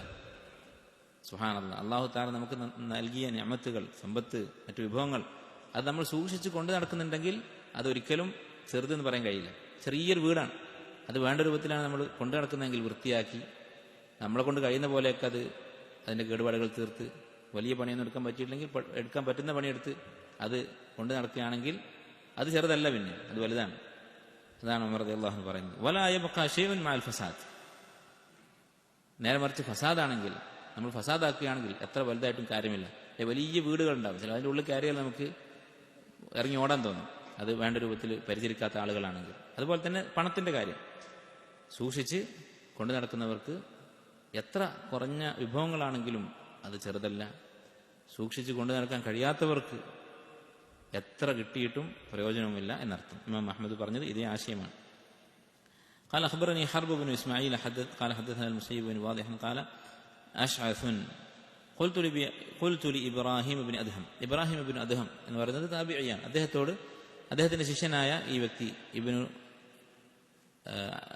അശ്അസ് ഇബ്നു ശുഅബ എന്ന് പറയുന്ന വ്യക്തി പറഞ്ഞു, അക്രി നഫ്സി ഫി സൂഖി, ഞാൻ അങ്ങാടിയിൽ പോയി എന്നെ തന്നെ വാടകയ്ക്ക് കൊടുക്കുന്നു എന്ന് പറഞ്ഞാൽ കൂലിപ്പണി എടുക്കുന്നു എന്നർത്ഥം. അല്ലെ, കൂലിപ്പണി എടുക്കുന്ന ആള് സ്വന്തം തടി വാടക കൊടുക്കുന്ന പോലെയാണ്. വതഫൂതുനി സ്വലാഹ് ഫിൽ ജമാഅ, ജമാഅത്ത് നമസ്കാരം എനിക്ക് നഷ്ടപ്പെടും. ഖാല ഇക്രി നഫ്സക ഇലാ ഹീൻ, അപ്പോൾ അദ്ദേഹം മസാല ചോദിക്കുകയാണ്, ഞാൻ അധ്വാനിക്കാൻ പോയാൽ, ജോലിക്ക് പോയാൽ ജമാഅത്ത് നഷ്ടപ്പെടും, എന്താണ് ചെയ്യേണ്ടത്? ഖാല, ഇബ്രാഹിം ബിൻ അദ്ഹം പറഞ്ഞു. ഇബ്രാഹിം ബിൻ അദ്ഹം എന്ന് പറഞ്ഞാൽ ആരാണ്? അദ്ദേഹം താബിഈങ്ങളുടെ കൂട്ടത്തിൽ വലിയ സാഹിദായിട്ട് അറിയപ്പെട്ട ആളാണ്. സൂഫികൾ, അദ്ദേഹം സൂഫിയാണെന്നാണ് പറയുന്നത്. അത്ര വലിയ ഇബാദത്തിന്റെയും സുഹദിന്റെയും ഒക്കെ നേതാവാണ്. അദ്ദേഹം പറയുകയാണ്, ഇക്രി നഫ്സക ഇലാ ഹീൻ, കുറച്ചു കാലം നീ ഈ കൂലിപ്പണി എടുക്കുക. വസ്തഗ്നി അനിൻ നാസ്, എന്നിട്ട് ജനങ്ങളിൽ നിന്ന് നിരാശരനായി ആരെയും ആശ്രയിക്കാതെ കൈനീട്ടാതെ ജീവിക്കുക. വസല്ലി സ്വലവാതി ലിൽ വഖ്ത്, വഖ്താകുമ്പോൾ നീ നമസ്കരിക്കുകയും ചെയ്യുക, ജോലി ചെയ്യുന്ന സ്ഥലത്ത് വഖ്തിൽ നമസ്കരിക്കുക. ഇലാ ഹീൻ, കുറച്ചു കാലം എന്നാണ് പറഞ്ഞത്. കുറച്ചു കാലം എന്ന് പറഞ്ഞാൽ മറ്റൊരു പണി കിട്ടുന്നത് വരെ. അപ്പോൾ പല ആളുകളും ചോദിക്കാറുണ്ട്, ജോലി ചെയ്യുമ്പോൾ നമസ്കാരം നഷ്ടപ്പെടുന്നു, ജമാഅത്ത് നഷ്ടപ്പെടുന്നു. മറ്റൊരു ജോലി നോക്കുകയാണ് വേണ്ടത്, സംശയമില്ല. ജമാഅത്ത് നമസ്കാരം വാജിബാണ്, ജമാഅത്തായി നമസ്കരിക്കാൻ പറ്റുന്ന ഒരു ജോലി നോക്കുക. അതുവരെ എന്തു ചെയ്യും? അതുവരെ എന്തു ചെയ്യും? രണ്ട് അവസരങ്ങളാണ് നമുക്കുള്ളത്. ഒന്നുകിൽ ജോലി ചെയ്ത് ജമാഅത്ത് നമസ്കാരം നഷ്ടപ്പെടുത്താം, അല്ലെങ്കിൽ ജമാഅത്ത് നമസ്കാരത്തിൽ പങ്കെടുക്കണമെന്ന് പറഞ്ഞ് ജോലി ഉപേക്ഷിച്ച് ആളുകളുടെ മുന്നിൽ കൈനീട്ടാം. കൈനീട്ടുന്നതിന്റെ ഹുക്കം എന്താണ്? വൻപാപമാണ്, കബീറത്താണ്. ലാ യസാലു അസ്സുആലു ബിൽ മർഇ ഹത്താ യഅതിയ യൗമൽ ഖിയാമ വലൈസ ഫീ വജ്ഹിഹി മുസ്അതു ലഹ്ം. ഒരാൾ ആളുകളോട് യാചിച്ച് ചോദിച്ച് നടക്കും, എത്രത്തോളം? പരലോകത്ത് വരുമ്പോൾ അവന്റെ മുഖത്ത് ഒരു കഷ്ണം ഇറച്ചി പോലും ഉണ്ടാവുകയില്ല. യാചനക്കുള്ള ശിക്ഷ ഇതാണ്. പരലോകത്ത് വരുമ്പോൾ മുഖത്ത് ഇറച്ചി ഉണ്ടാവില്ല. മുഖത്ത് ഇറച്ചി ഉണ്ടാവില്ല എന്ന് പറഞ്ഞാൽ എന്താ? നമ്മളെ തലയോട്ടി മാത്രമായിരിക്കും. അങ്ങനെയുള്ള അവസ്ഥയിൽ പരലോകത്ത് വരേണ്ടി വരും. പരലോകത്ത് ഇങ്ങനെയുള്ള ശിക്ഷയുണ്ട്. ഏത് ശിക്ഷയായാലും ഇന്ന കാര്യത്തിന് പരലോകത്ത് ഇന്ന ശിക്ഷയുണ്ടെന്ന് പറഞ്ഞാൽ അത് വൻപാപമാണ്. എന്തുകൊണ്ടാണ് ഈ ഒരു ശിക്ഷ തന്നെ കിട്ടുന്നത്? മുഖത്ത് മാംസമില്ലാതെ പരലോകത്ത് വരാൻ കാരണം, അറബിയിൽ മാ ഉൽ വജ്ഹ് എന്ന് പറയും, മുഖത്തെ വെള്ളം എന്ന് പറയും. ഒരാള് മറ്റൊരാളോട് എന്തെങ്കിലും ചോദിക്കുമ്പോൾ അവന്റെ മുഖത്തെ വെള്ളം നഷ്ടപ്പെട്ടു എന്നാണ് പറയാം. ദഹബ മാ വജ്ഹിഹി. കാരണം എന്താ? അവന്റെ മുഖം വിളറിപ്പോകും. നമ്മളൊരാൾ ചോദിക്കുമ്പോൾ നമ്മുടെ മുഖത്ത് ഒരു എന്താ പറയുക, വിളറിയ ഭാവമായിരിക്കും. അതിനാണ് ഈ പ്രയോഗം. അപ്പൊ നമ്മുടെ മുഖം അതിനെ നമ്മൾ വികൃതമാക്കിയിട്ടാണ് ആളുകളോട് ചോദിക്കുന്നത്. നമ്മൾ അഭിമാനത്തോടെയാണോ ചോദിക്കുക? അല്ല, നമ്മുടെ മുഖത്ത് ഒരു യാചകന്റെ ഭാവമായിരിക്കും. അപ്പം അങ്ങനെ സ്വന്തം മുഖത്തെ വഷളാക്കിയത് കൊണ്ട് അതുപോലെയുള്ള ശിക്ഷ പരലോകത്ത് നൽകുന്നതാണ്. കുടുങ്ങിപ്പോയിട്ട് ലറൂറത്തിന്റെ അവസ്ഥയിൽ ചോദിക്കുന്ന ആളുകളെ കുറിച്ചല്ല ഈ പറയുന്നത്. രോഗിയാണ്, അധ്വാനിക്കാൻ സാധിക്കുകയില്ല, അല്ലെങ്കിൽ കടം ബാധിച്ച് മറ്റു വഴികളില്ലാതെയായി, അങ്ങനെയുള്ള ആളുകൾക്ക് ചോദിക്കാൻ വിശ്വാസം അനുവദിച്ചിട്ടുണ്ട്. അല്ലാതെ ആരോഗ്യമുണ്ടായിട്ട് ചോദിക്കുന്ന ആളുകളെ കുറിച്ചാണ് ഈ പറയുന്നത്. അപ്പോൾ ജമാഅത്ത് നമസ്കാരം നഷ്ടപ്പെടുത്തിയാൽ പോലും അത്യാവശ്യത്തിനുള്ള ആളുകൾ മുന്നിൽ കൈനീട്ടാതെ ജീവിക്കാനുള്ള സമ്പത്തുണ്ടാക്കാനാണെങ്കിൽ ജോലി ചെയ്യണം എന്നാണ് ഇബ്രാഹിം ഇബ്നു അദ്ഹം റഹിമഹുല്ലാ ഇവിടെ പറഞ്ഞത്. നേരത്തെ പറഞ്ഞതുപോലെ ഇത് നിരുപാധികമല്ല, ഇലാഹീൻ എന്ന് അദ്ദേഹം പറഞ്ഞു, കുറച്ചു കാലം എന്ന് അദ്ദേഹം പറഞ്ഞു. قال أخبرنا أبو بكر المروذي قال سمعت أبا جعفر الخراساني قال سمعت شعيبا يقول قلت لسفيان الثوري. ഇനി അടുത്ത ഫത്വ ഇതേ മസലയിൽ കൊടുക്കുന്നത് സുഫിയാൻ അസ്സൗരിയാണ്. ഇമാം സുഫിയാൻ അസ്സൗരി. സുഫിയാൻ അസ്സൗരി ആരാണ്? ഇമാം അഹ്മദിന് വളരെ ഇഷ്ടമായിരുന്നു. ഇമാം അഹ്മദ് അദ്ദേഹത്തെ കണ്ടിട്ടില്ല, പക്ഷെ ഇമാം അഹ്മദിന് വളരെ ഇഷ്ടമുള്ള ഒരു ഇമാമായിരുന്നു സുഫിയാൻ അസ്സൗരി. അദ്ദേഹത്തിന്റെ ഇബാദത്തും ദീനും ഒക്കെ കേട്ടിട്ട് ഇമാം അഹ്മദ് അങ്ങേയറ്റം ഇഷ്ടപ്പെട്ടിരുന്ന ഒരു ഇമാമാണ് സുഫിയാൻ അസ്സൗരി റഹ്മഹു. ഇമാം അഹ്മദ് അദ്ദേഹത്തിന്റെ പല വാക്കുകളും ഉദ്ധരിച്ചിട്ടുണ്ട്, പക്ഷെ കണ്ടിട്ടില്ല. ഇങ്ങനെയുള്ള ഈ മഹാനായ ഇമാം അദ്ദേഹം പറയുകയാണ്, അദ്ദേഹത്തോട് ചോദിച്ചു, മാ തഖൂലു ഫി റജുലിൻ ഖസ്സാർ, ഒരു മനുഷ്യൻ ജോലിക്കാരനാണ്. ഖസ്സാർ എന്ന് പറഞ്ഞ ജോലി എന്താണെന്ന് അറിയില്ല, എന്തോ ഒരു ജോലിയാണ്. ഇദക്തസബ ദിർഹം, അദ്ദേഹം ദിർഹം ഉണ്ടാക്കാൻ പോയാൽ, അധ്വാനിക്കാൻ പോയാൽ, കാന ഫി ദിർഹമി മാ യഖൂതുഹു വയഖൂതു ഇയാലഹു, അവനും അവന്റെ കുടുംബത്തിനുമുള്ള ഭക്ഷണം കിട്ടും. അതിനാണ് സമ്പാദിക്കുന്നത്. ആവശ്യം കവിഞ്ഞ് കൂടുതൽ അടുത്ത തലമുറക്ക് വേണ്ടിയിട്ടല്ല, ലക്ഷറിക്ക് വേണ്ടിയിട്ടല്ല, അവനും അവന്റെ കുടുംബത്തിനുമുള്ള ഭക്ഷണത്തിന് വേണ്ടിയാണ് പോകുന്നത്. അങ്ങനെ പോയാൽ ഭക്ഷണം കിട്ടും. ലം യുദ്രിക്കി സ്വലാത്ത ഫി ജമാ, ജമാഅത്ത് നമസ്കാരം നഷ്ടപ്പെടും. ഫഇദക്തസബ അർബഅത ദവാനീഖ്, 4 ദാനൂഖ്. ദാനൂഖ് എന്ന് പറഞ്ഞാൽ ദിർഹമിന്റെ താഴെയുള്ള തുകയാണ്. നമ്മൾ രൂപ പൈസ എന്ന് പറയുന്ന പോലെ. അപ്പോൾ രൂപ കിട്ടും ജമാഅത്ത് നഷ്ടപ്പെട്ടാൽ. ജമാഅത്ത് നഷ്ടപ്പെടുത്താതെ ജമാഅത്തൊക്കെ നമസ്കരിച്ച് അവന്റെ ജോലി ചെയ്യുകയാണെങ്കിൽ അവന് ദിർഹമിൽ താഴെയുള്ള 4 ദാനൂഖ് മാത്രമേ കിട്ടുകയുള്ളൂ. അദ്റക സ്വലാത്ത ഫി ജമാ വലം യകുൻ ഫിൽ അർബഅത്തി ദവാനീഖ് കമാ യഖൂതുഹു വയഖൂതു ഇയാല, അവനും അവന്റെ കുട്ടികൾക്കും ഈ തുക കൊണ്ട് ഭക്ഷണം കഴിക്കാൻ സാധിക്കുകയില്ല, അത്യാവശ്യം വേണ്ട ചെലവ് നടക്കുകയില്ല ജമാഅത്തിൽ പങ്കെടുത്താൽ. അപ്പോൾ ജോലിയുണ്ട്, പക്ഷെ ആവശ്യത്തിന് തികയുകയില്ല. അങ്ങനെയുള്ള അവസ്ഥയായിരിക്കും. ഫഅയ്യുഹുമ അഫ്ളൽ, അതിലേതാണ് അഫ്ളൽ? അദ്ദേഹം പറഞ്ഞു, യക്സിബു ദിർഹം വയുസല്ലി വഹ്ദഹു അഫ്ളൽ, അവൻ ദിർഹം ഉണ്ടാക്കി ഒറ്റക്ക് നമസ്കരിക്കുന്നതാണ് അഫ്ളൽ എന്നാണ് അദ്ദേഹം പറഞ്ഞത്. സുഫിയാൻ അസ്സൗരിയുടെ ഫത്വയാണ് നമ്മൾ പറഞ്ഞത് ഈ വിഷയത്തിൽ. ജമാഅത്ത് നഷ്ടപ്പെടുന്ന ജോലി ചെയ്യണോ എന്ന കാര്യത്തിൽ ഇതെന്തെങ്കിലും സംശയമുണ്ടോ? ഇത് തെറ്റാണെന്ന് തോന്നുന്നുണ്ടോ പറഞ്ഞത്? ഇതിനെതിരായിട്ട് ആരെങ്കിലും പറയുന്നത് കേട്ടിട്ടുണ്ടോ? നിങ്ങൾ പറഞ്ഞോളി, എന്തെങ്കിലും ഉണ്ടെങ്കിൽ പറഞ്ഞോളി.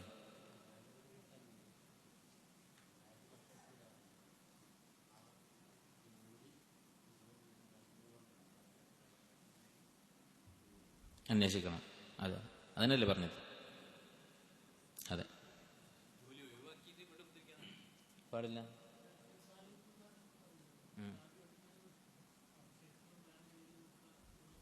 അതെ, ഈ പറഞ്ഞ തന്നെയല്ലേ, ഇത് തന്നെയല്ലേ ആ ജോലി ഈ ജോലി ഒഴിവാക്കിയിട്ട് നോക്കാനോ?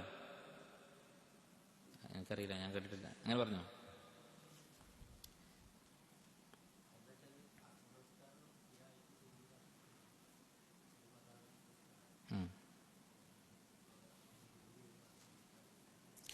നിസ്കാരം നഷ്ടപ്പെടുന്ന ജോലി ചെയ്യാൻ പാടില്ല.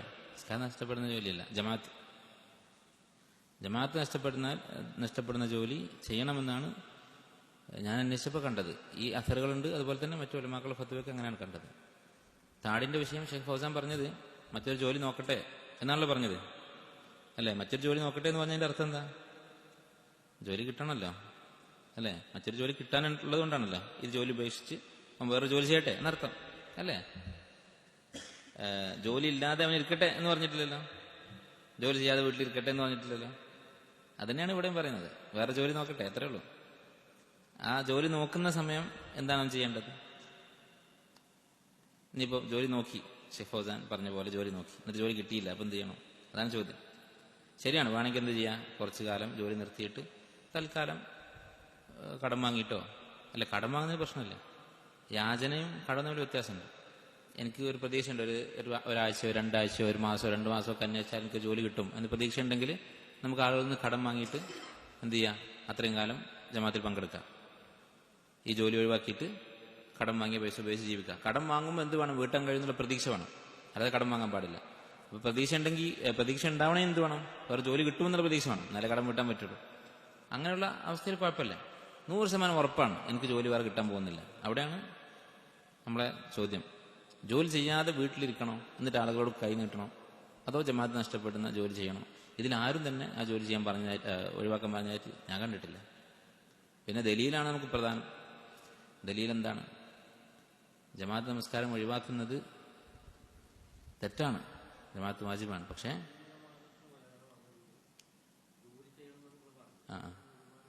വേറെ വരുമാനം ഉണ്ടെങ്കിൽ ജമാഅത്ത് ഒഴിവാക്കാൻ പാടില്ല. ജോലി ചെയ്യണമെന്നില്ല. ജോലി ചെയ്യുന്നത് എന്തിനാ? നമുക്ക് ആസ്വദിക്കാൻ വേണ്ടിയിട്ടല്ലല്ലോ. ജീവിക്കാൻ വഴിയുണ്ട് എങ്കിൽ എന്ത് ചെയ്യാം, ഈ ജോലി ഒഴിവാക്കാം, യാതൊരു സംശയമല്ല. അതാണ് ഇവിടെ ചോദിച്ചത്. ചോദ്യം എന്താണ്? ഇമാം സുഫിയാൻ സൗരിയോട് ചോദിച്ചത്, അവനും അവന്റെ മക്കൾക്കും ഭക്ഷണം കഴിക്കാൻ സാധിക്കില്ല ഈ ദിർഹം കിട്ടിയിട്ടില്ലെങ്കിൽ, അപ്പോൾ ജോലി ചെയ്യാണ് വേണ്ടത്. അടുത്ത അസർ,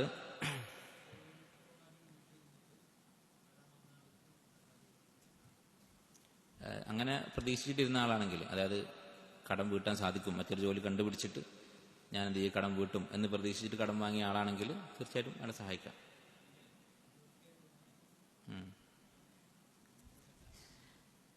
അയാൾക്ക് സക്കാത്ത് കൊടുക്കാൻ പറ്റുമെന്ന് നമ്മൾ ആളുകളെ പറ്റി പരമാവധി നല്ലത് വിചാരിക്കുക. അപ്പം ചില ആളുകൾക്ക് എല്ലാ ജോലികളും ചെയ്യാൻ സാധിക്കില്ല. ഷെയ്ഖ് ബിൻ ബാസിനോട് ചോദിച്ച്, ഒരാൾ നല്ല വലിയ ജോലികൾ ചെയ്തിരുന്ന ആളാണ്, അതായത് കുറച്ച് ശമ്പളം കൂടുതലുള്ള, അതുപോലെ തന്നെ നല്ല ആദരിക്കപ്പെടുന്ന ജോലികളൊക്കെ ചെയ്തിരുന്ന ആളാണ്. അയാൾക്ക് അങ്ങനെയുള്ള ജോലിയൊന്നും കിട്ടുന്നില്ല. കിട്ടുന്നത് താഴ്ന്ന നിലവാരത്തിലുള്ള ജോലികളാണ്. ഒരു സീപ്പർ ജോലി, അടിച്ചു വരുന്ന ജോലി, ക്ലീൻ ചെയ്യുന്ന ജോലി, ഇതൊക്കെയാണ് കിട്ടുന്നുള്ളൂ. അയാൾ മുമ്പ് ചെയ്തിരുന്നത് കുറച്ച് അന്തസ്സുള്ള ജോലികളായിരുന്നു. അതുകൊണ്ട് ഇയാൾ ജോലിക്ക് പോകുന്നില്ല. അപ്പോൾ സക്കാത്ത് കൊടുക്കാൻ പറ്റുമോ എന്ന് ചോദിച്ചു. അപ്പോൾ ഷെയ്ഖ് പറഞ്ഞത് കൊടുക്കാമെന്നാണ്. കാരണം അവനെ കൊണ്ട് സാധിക്കില്ല. അവന്റെ മനസ്സിൽ അങ്ങനെയുള്ള ജോലി ചെയ്യാനുള്ള കഴിവില്ല അവൻ. അത് ശരീരം കൊണ്ട് കഴിയാത്ത പോലെ തന്നെയാണ്. മനുഷ്യന്റെ മനസ്സിന് കഴിവില്ലാത്ത കാര്യങ്ങളുണ്ടാകും. അങ്ങനെ ഒന്നുമല്ല എന്നുണ്ടെങ്കിൽ, അധ്വാനിക്കാൻ കഴിയുന്ന ആളാണ്, മടിയാണ് കാരണം എന്നുണ്ടെങ്കിൽ അത് പ്രശ്നമാണ്. അല്ലാഹു അഅലം. അടുത്ത അസർ, അഖ്ബറനി അബൂബക്കർ അൽ-മർറൂദി റഹിമഹുല്ലാഹ് ഖാല ഖുൽതു ലി അബി അബ്ദുല്ലാഹ്, ഇമാം അഹ്മദിനോട് ചോദിച്ചു. മർറൂദി ഇമാം അഹ്മദിന്റെ ഏറ്റവും മുതിർന്ന ശിഷ്യന്മാരിൽപ്പെട്ട ഒരാളാണ്. സുഫിയാൻ സൗരി ഫി അയ്യി ഷൈഇൻ ഖറജ ഇലൽ യമൻ. സുഫിയാൻ സൗരി എന്തിനാണ് യമനിലേക്ക് പോയത്? അദ്ദേഹം യമനിൽ പോയിട്ടുണ്ട്. സുഫിയാൻ സൗരി എവിടെയുള്ള ആളാണ്? ഇറാഖിയാണ്. ഇറാഖിൽ നിന്ന് യമനിലേക്ക് ഒരുപാട് ദൂരമുണ്ട്. ഇന്നത്തെ മാപ്പിൽ നോക്കിയാൽ സൗദി അറേബ്യ കഴിഞ്ഞിട്ട് അങ്ങോട്ട് പോകണം. സൗദിയുടെ ദേശം വടക്ക് ഭാഗത്തായിരിക്കും ഇറാഖ്. അവിടുന്ന് വന്ന് തെക്കോട്ട് വന്ന് മക്കയൊക്കെ കഴിഞ്ഞ് അങ്ങനെ യമനിലേക്ക് പോകണം. ഒരുപാട് ദൂരമുണ്ട്. അപ്പൊ എന്തിനാണ് സുഫിയാൻ സൗരി യമനിലേക്ക് പോയത്? മഅ്മർ ബിൻ റാഷിദ് എന്ന് പറയുന്ന യമനിലെ വലിയൊരു മുഹദ്ദിസ് ഉണ്ടായിരുന്നു. അദ്ദേഹത്തെ കാണാനും കച്ചവടത്തിനും വേണ്ടി 2 ഉദ്ദേശമുണ്ടായിരുന്നു ഇമാം സുഫിയാൻ സൗരിക്ക്. അപ്പോൾ ഇമാം സുഫിയാൻ സൗരി വലിയ ആലിമാണ്, മുഹദ്ദിസാണ്, വലിയ പണ്ഡിതനാണ്, ഫഖീഹാണ്. ഇത്രയും വലിയ പണ്ഡിതൻ കച്ചവടത്തിന് യമനിൽ പോയി, ഇത്ര ദൂരെ യാത്ര ചെയ്തു. ഈ ആലിമിനെ കാണാനും കച്ചവടം ചെയ്യാൻ 2നും കൂടിയാണ് പോയത്. ഇപ്പം നമ്മുടെ നാട്ടിൽ ദീൻ പഠിപ്പിക്കുന്ന ആളുകൾ അല്ലെങ്കിൽ ദീൻ പഠിക്കുന്ന ആളുകളൊക്കെ കച്ചവടം ചെയ്താൽ അതൊരു മോശമായിട്ടാണ് കാണുന്നത്. അല്ല, എന്തിനാ പോകുന്നത്? അപ്പോൾ ഞാൻ സൗദിയിലേക്ക് പോകുന്നത് അവിടെ പഠനവും ജോലിയും, അല്ലെങ്കിൽ പഠനവും കച്ചവടവും എന്ന് പറഞ്ഞാൽ ആളുകൾ കുറച്ച് ചിലപ്പോൾ മോശമായിട്ട് കാണും. അതിന് യാതൊരു അടിസ്ഥാനവുമില്ല. സുഫിയാൻ സൗരി എന്ന് പറയുന്ന ഈ വലിയ ഇമാം, അദ്ദേഹത്തിന്റെ തൊലബുൽ ഇൽമും കച്ചവടവും ഒന്നിച്ചായിരുന്നു ചെയ്തത് ഈ യാത്രയിൽ. അല്ലാഹു തആല ഹജ്ജിനെ കുറിച്ച് പറഞ്ഞപ്പോൾ എന്താ പറഞ്ഞത്? ലൈസ അലൈക്കും ജുനാഹുൻ അൻ തബ്തഗൂ ഫദ്ലൻ മിൻ റബ്ബിക്കും. ഹജ്ജിന്റെ സമയത്ത് നിങ്ങൾക്ക് കച്ചവടം ചെയ്യാം. ഹജ്ജിന് പോകുന്ന സമയത്ത് വേണമെങ്കിൽ കുറെ ചരക്ക് കൊണ്ടുപോയിട്ട് ഹജ്ജ് കഴിഞ്ഞിട്ട് അവിടെ അത് വിൽക്കാം. അങ്ങനെ ചെയ്തിരുന്ന ആളുകളുണ്ട് മക്കത്ത്. അതുപോലെ ഹജ്ജ് കഴിഞ്ഞ് വരുമ്പോൾ അവിടുന്ന് കച്ചവടത്തിന്റെ കുറെ ചരക്ക് വാങ്ങി ഇങ്ങോട്ട് കൊണ്ടുവരാൻ പറ്റുമെങ്കിൽ ചെയ്യാം. അത് അല്ലാഹു തആല പ്രത്യേകം അനുവദിച്ചാണ് ഖുർആനിൽ. അതുകൊണ്ട് യാതൊരു കുഴപ്പവുമില്ല എന്ന് പറഞ്ഞിട്ട്. അപ്പോൾ സുഫിയാൻ സൗരി യമനിലേക്ക് പോയത് കച്ചവടത്തിന് വേണ്ടിയായിരുന്നു. ഖാല ഖറജ ലിത്തിജാറത്തി വലിലുഖി മഅ്മർ ഖാലു കാന ലഹു 100 ദീനാർ. അപ്പോൾ ഇദ്ദേഹം പറഞ്ഞു, മർറൂദി പറഞ്ഞു, അദ്ദേഹത്തിന്റെ അടുത്ത് 100 ദീനാർ ഉണ്ടായിരുന്നു എന്ന് കേട്ടിട്ടുണ്ട്. അഥവാ സുഫിയാൻ സൗരി വലിയ പണക്കാരനായിരുന്നു എന്ന് ഞാൻ കേട്ടിട്ടുണ്ട് എന്ന് മർറൂദി ഇമാം അഹ്മദിനോട് പറഞ്ഞപ്പോൾ, കച്ചവടത്തിന്റെ കാര്യം പറഞ്ഞപ്പോൾ, അദ്ദേഹം വലിയ പൈസക്കാരനായിരുന്നു. 100 ദീനാർ എന്ന് പറഞ്ഞാൽ 100 സ്വർണ്ണ നാണയമാണ്. 100 സ്വർണ്ണ നാണയം എന്ന് പറഞ്ഞാൽ അത്ര അത്യാവശ്യം നല്ല സംഖ്യയാണ്. അത്രയും വലിയ പണക്കാരനായിരുന്നു സുഫിയാൻ സൗരി എന്ന് പറഞ്ഞു. ഖാല ഇമാം അഹ്മദ് പറഞ്ഞു അമ്മ 70 ഫസഹീഹ, 70 ദീനാർ ഉണ്ടായിരുന്നു എന്ന് എനിക്കറിയാം, അത് കൂടുതൽ ഉണ്ടായിരുന്നു എന്ന് എനിക്കറിയില്ല.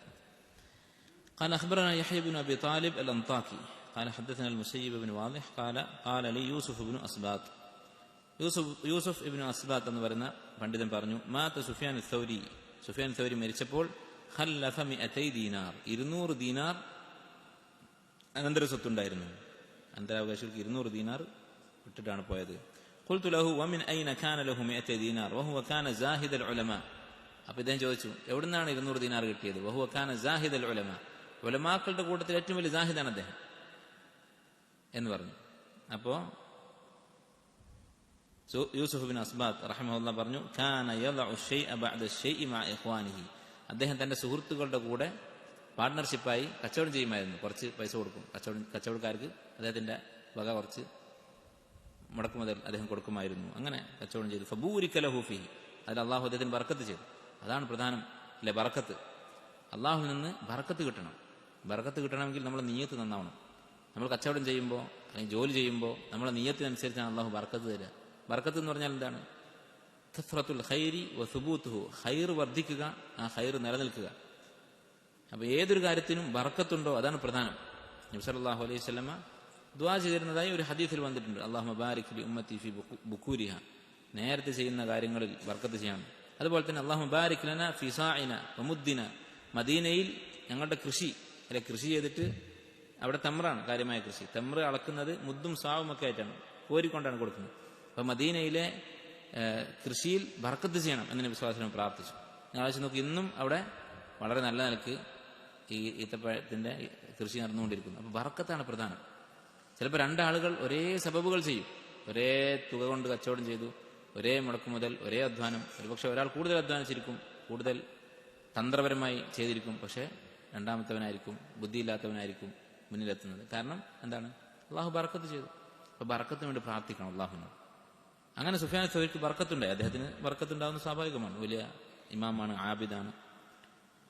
വകാന സുഫിയാൻ സൗരി യഖൂൽ, അദ്ദേഹം പറയുമായിരുന്നു മാ കാനത്തിൽ ഖുവ്വതു മുൻദു ബഅസ അല്ലാഹു അസ്സ വജല്ല മുഹമ്മദൻ സല്ലല്ലാഹു അലൈഹി വസല്ലമ, മുഹമ്മദ് നബി സല്ലല്ലാഹു അലൈഹി വസല്ലമയെ അള്ളാഹു പറഞ്ഞയച്ച അന്ന് മുതൽ ഇന്ന് വരെയുള്ള കാലം, ഈ കാലത്തിനിടക്ക് ഖുവ്വത്ത്, ശക്തി ഏറ്റവും കൂടുതൽ ആവശ്യമുള്ള കാലം, അൻഫഅലി അഹ്ലിഹ, ശക്തിയുള്ളവർക്ക് അവരുടെ ശക്തി കൊണ്ട് ഏറ്റവും കൂടുതൽ പ്രയോജനപ്പെടുന്ന കാലം ഏതാണ്?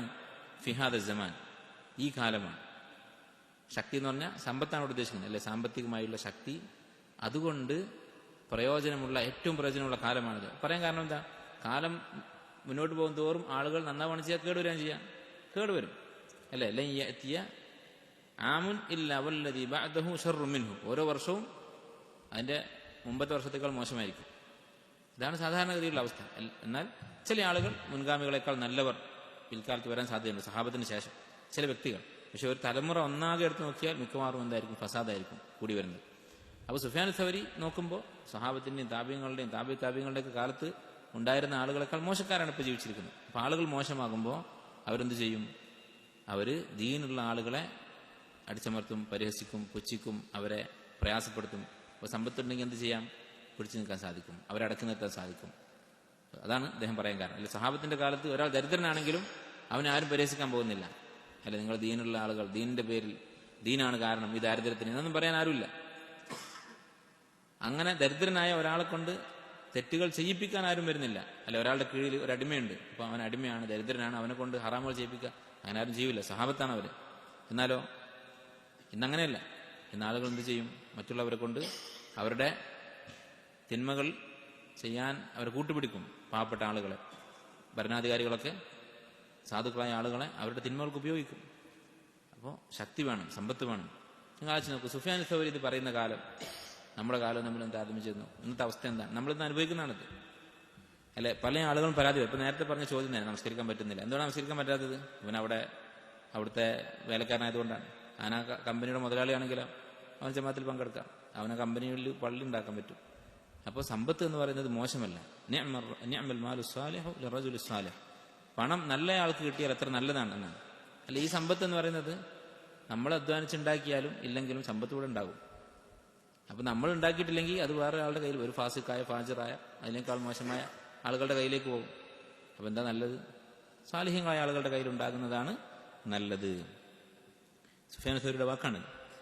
قال أخبرني محمد بن عمرو بن مكرم قال سمعت أبا الحسن الزاهد يقول قال رجل لسفيان بن عيينة ജമാഅത്തിന് സമയോ? സുഫിയാൻ ഇബ്നു ഉയൈനയോട് ഒരാൾ പറഞ്ഞു, ഒരു 5 മിനിറ്റ്. സുഫിയാൻ ഇബ്നു ഉയൈനയോട് ഒരാൾ ചോദിച്ചു, യകൂനു റജുലു സാഹിദൻ വഇൻദഹു 100 ദീനാർ. 100 ദീനാർ കയ്യിലുണ്ടായിരിക്കെ ഒരാൾക്ക് സാഹിദാവാൻ സാധിക്കുമോ? ഇത് വളരെ പ്രധാനപ്പെട്ട ഒരു അസറാണ്. നമ്മുടെ മനസ്സിൽ കൊത്തിവെക്കേണ്ട ഒരു വാക്കാണ്. 100 ദീനാർ ഒരാളുടെ കയ്യിലുണ്ടായിട്ട് അയാൾക്ക് സാഹിദാകാൻ പറ്റുമോ എന്ന് ചോദിച്ചു. സാഹിദ് എന്ന് പറഞ്ഞാൽ എന്താ? വിരക്തൻ, ഭൗതിക വിരക്തൻ, അല്ല ദുനിയാവിനോട് താല്പര്യമില്ലാത്തവൻ, സാഹിദ്. പല ഉലമാക്കളുടെയും ചരിത്രത്തിൽ കാണാം ഖാന സാഹിദൻ ഫി ദുനിയ. നേരത്തെ നമ്മൾ കണ്ടതുപോലെ സുഫിയാൻ സൗരിയെ കുറിച്ച് സാഹിദുൽ ഉലമ, ഉലമാക്കളിൽ ഏറ്റവും വലിയ സാഹിദാണ് എന്നൊക്കെ പറഞ്ഞതാണ്. അങ്ങനെ സാഹിദ് ആവാൻ സാധിക്കുമോ 100 ദീനാർ കയ്യിൽ പിടിച്ചുകൊണ്ട് എന്ന് ചോദിച്ചു. ഖാല നഅം. സുഫിയാൻ ഇബ്നു ഉയൈന പറഞ്ഞു, അതെ. സുഫിയാൻ ഇബ്നു ഉയൈന ഹിജ്റ 200 മുമ്പ് മരണപ്പെട്ട വലിയ പണ്ഡിതനാണ്. മക്കയിലുണ്ടായിരുന്ന ഒരു വലിയ തഫ്സീറിന്റെ ഇമാമാണ്. ഖാല നഅം വകൈഫ ദാലിക. അദ്ദേഹത്തോട് ചോദിച്ചു, എങ്ങനെ സാധിക്കും? 100 ദീനാർ ഉണ്ട് എന്ന് പറഞ്ഞാൽ പണക്കാരനാണ്. പണക്കാരൻ എങ്ങനെയാണ് സാഹിദാവുക? അദ്ദേഹം പറഞ്ഞു, ഇൻ നഖസത് ലം യഗ്തം വഇൻ സാദത് ലം യഫ്റഹ് വലാ യക്റഹുൽ മൗത ലിഫിറാഖിഹ. 3 ലക്ഷണങ്ങളാണ്. ഇതുണ്ടെങ്കിൽ എത്ര സമ്പത്തുണ്ടെങ്കിലും അവൻ സാഹിദാണ്. ഒന്ന്, ലം യഗ്തം ഇദാ നഖസ്, അത് കുറഞ്ഞു പോയാൽ അവന് വിഷമമില്ല. 200 ഉള്ളത് ഒരു ദിവസം ഒന്നുമില്ലാതെയായി, അല്ലെങ്കിൽ 100ആയി, 50ആയി, 0ആയി, അവന് പ്രത്യേകിച്ച് ടെൻഷനൊന്നുമില്ല. വൈൻ സാദത് ലം യഫ്റഹ്, 200 ഉള്ളത് 400ആയി, അതിന്റെ പേരിൽ അവൻ മതിമറന്ന് സന്തോഷിക്കുകയില്ല. വലാ യക്റഹുൽ മൗത ലിഫിറാഖിഹ, ഈ സമ്പത്തൊക്കെ വിട്ട് മരിച്ചു പോകേണ്ടി വരുമല്ലോ എന്നോർത്ത് അവൻ മരണത്തെ വെറുക്കുകയില്ല. ഇത് 3 ഉണ്ടെങ്കിൽ അവൻ സാഹിദാണ്, എത്ര സമ്പത്തുണ്ടെങ്കിലും. അപ്പൊ ഈ പറഞ്ഞതിന്റെ അർത്ഥം എന്താണ്? ഇസ്ലാമിലെ സുഹദ് എന്ന് പറയുന്നതിന് ദാരിദ്ര്യവുമായി ബന്ധമില്ല. ചിലപ്പോൾ ഒരാൾ വലിയ സമ്പന്നനായിരിക്കും, സാഹിദായിരിക്കും. ചിലപ്പോൾ ഒരാൾ അങ്ങേയറ്റം ഫക്കീറായിരിക്കും, ദരിദ്രനായിരിക്കും, അവന്റെ മനസ്സ് മുഴുവൻ ദുനിയാവായിരിക്കും. നമ്മളൊക്കെ പോലെ ദുനിയാവൊന്നും കയ്യിലുണ്ടാവുകയില്ല, പക്ഷെ മനസ്സിൽ ദുനിയാവായിരിക്കും. അപ്പൊ സുഹദ് എന്ന് പറഞ്ഞാൽ ദുനിയാവ് നമ്മുടെ കൽബിൽ ഇല്ലാതിരിക്കുക എന്നുള്ളതാണ് സുഹദിന്റെ അർത്ഥം. സമ്പത്ത് കയ്യിലുണ്ടാകാം, ഉണ്ടാവാതിരിക്കാം, അള്ളാഹുവിന്റെ തീരുമാനം. പക്ഷെ കൽബിൽ, നമ്മുടെ മനസ്സിൽ ദുനിയാവ് ഉണ്ടാകരുത്, ദുനിയാവിനോട് ഹുബ്ബുണ്ടാവരുത്. കാരണം സുഹദ് എന്ന് പറഞ്ഞാൽ പണ്ഡിതന്മാർ പറയുന്നത് 4 കാര്യങ്ങളോട് താല്പര്യമില്ലാതിരിക്കുന്നതാണ് സുഹദ്. ഒന്ന്, ഹറാമുകൾ, ഹറാമിനോട് താല്പര്യം ഉണ്ടാകരുത്. ഇപ്പൊ ഒരു വലിയ ദരിദ്രനായ ഒരാൾ, അയാൾ കള്ളു കുടിക്കുന്നുണ്ട്, വ്യഭിചരിക്കുന്നുണ്ട്. വളരെ സമ്പന്നനായ ഒരാൾ, അയാളുടെ സമ്പത്ത് കൊണ്ട് 4 കല്യാണം കഴിച്ചിട്ടുണ്ട്, കള്ളു കുടിക്കുന്നില്ല, അതിന് പകരം അയാൾ വളരെ സുഭിക്ഷമായി ഭക്ഷണം കഴിക്കുന്നുണ്ട്. ആരാ ഇതിൽ സാഹിദ്? ഈ സമ്പന്നനാണ്. കാരണം ഒന്നാമത്തെ സുഹദ് ഹറാമിനോടുള്ള സുഹദാണ്, ഹറാമിനോടുള്ള വെറുപ്പാണ്. അതാണ് വേണ്ടത്, അത് ഇവനുണ്ട്. മറ്റേ സാധു കല്യാണമൊന്നും കഴിച്ചിട്ടില്ല, പാവം, പൈസ ഇല്ലാത്തതുകൊണ്ടാണ്, പക്ഷെ നൗദുബില്ല വ്യഭിചരിക്കുന്നുണ്ട്. 3 നേരം ഭക്ഷണത്തിന് വകുപ്പില്ല, പക്ഷെ കള്ളു കുടിക്കുന്നുണ്ട്. ഭക്ഷണം ഇല്ലാത്തത് സമ്പത്തില്ലാത്തതുകൊണ്ടാണ്, പണം ഇല്ലാത്തതുകൊണ്ടാണ്, തിന്നാൻ കഴിയാത്തതുകൊണ്ടാണ്. പക്ഷെ കള്ളു വെറുതെ കിട്ടിയാൽ കുടിക്കും. അവൻ ജാഹിദല്ല, അവൻ ഫക്കീറാണ്, പക്ഷെ ജാഹിദല്ല. രണ്ടാമത് സുഹദ് വേണ്ടത് എന്തിനോടാണ്? കറാഹത്തായ കാര്യങ്ങൾ, മക്രൂഹായ കാര്യങ്ങൾ. അത് അടുത്ത സ്റ്റേജാണ്. ആദ്യം ഹറാമുകൾ മുഴുവൻ ഒഴിവാക്കുക, രണ്ടാമത്തേത് മക്രൂഹായ കാര്യങ്ങളുണ്ടാകും. കറാഹത്താണ്, ഹറാമല്ല. ഉദാഹരണത്തിന് അധികവും ആദാബുകളുടെ കാര്യത്തിലാണ് കറാഹത്തായ കാര്യങ്ങൾ ഉണ്ടാവുക, അദബുകളായിട്ടുള്ള കാര്യങ്ങൾ. ഇടത്തെ കൈ കൊണ്ട് കുടിക്കുക മക്രൂഹാണ്. അതുപോലെ അങ്ങനെയുള്ള കാര്യങ്ങൾ, മക്രൂഹായ കാര്യങ്ങൾ അത് ഒഴിവാക്കും. മൂന്നാമത്തേത് മുഷ്തബിഹാത്ത്, ഹറാമാണോ ഹലാലാണോ എന്ന് സംശയമുള്ള കാര്യങ്ങൾ. നമുക്ക് സംശയം, ഇത് ഹറാമാണോ ഹലാലാണോ, അങ്ങനെയുള്ള കാര്യങ്ങൾ ഉപേക്ഷിക്കും. മുഷ്തബിഹാത്തിന് ഉദാഹരണം പറയാൻ പറ്റില്ല, കാരണം ഓരോരുത്തർക്കും ഓരോ കാര്യത്തിലേക്ക് സംശയം ഉണ്ടാവാം. അതുകൊണ്ട് ഒരു കാര്യം സംശയം പറഞ്ഞാൽ അത് നിങ്ങളാരും യോജിക്കില്ല, അപ്പോൾ അത് പറയുന്നില്ല. അപ്പം മുഷ്തബിഹാത്തായിട്ടുള്ള കാര്യങ്ങളുണ്ടാകും. നാലാമത്തേത് ഫുദൂലുൽ മുബാഹാത്ത്, ആവശ്യം കഴിഞ്ഞിട്ടുള്ള ഹലാലുകൾ. ഒരാൾക്കൊരു ഫോണുണ്ട്, ഇപ്പോൾ വേറൊരു ഫോൺ കൂടി, കുറച്ചുകൂടി വില കൂടിയ ഒരു ഫോൺ, സൗകര്യത്തിനല്ല, സൗകര്യം കൂടിയതല്ല, വില കൂടുതലാണ്, അതിന്റെ പേരിൽ, അല്ലെങ്കിൽ പുതിയതാണ്, പുതിയ മോഡലാണ്. എന്താണ് ഈ പുതിയ മോഡൽ, അതിൻ്റെ ഉള്ളിൽ എന്താണുള്ളത് അറിയില്ല, അതെന്തിനാണ് വാങ്ങുന്നത് എന്നറിയില്ല, അതുകൊണ്ട് ഉപയോഗമൊന്നും അവനറിയില്ല, പക്ഷെ വെറുതെ പുതിയതായതുകൊണ്ട് വാങ്ങുന്നു. കാറുണ്ട്, പുതിയൊരു കാറ്, ആവശ്യമുണ്ടായിട്ടല്ല. ഇങ്ങനെ ഫുദൂലുൽ മുബാഹാത്ത്, ഹലാലാണ് സംഗതി, പക്ഷെ നമുക്ക് ആവശ്യമില്ല.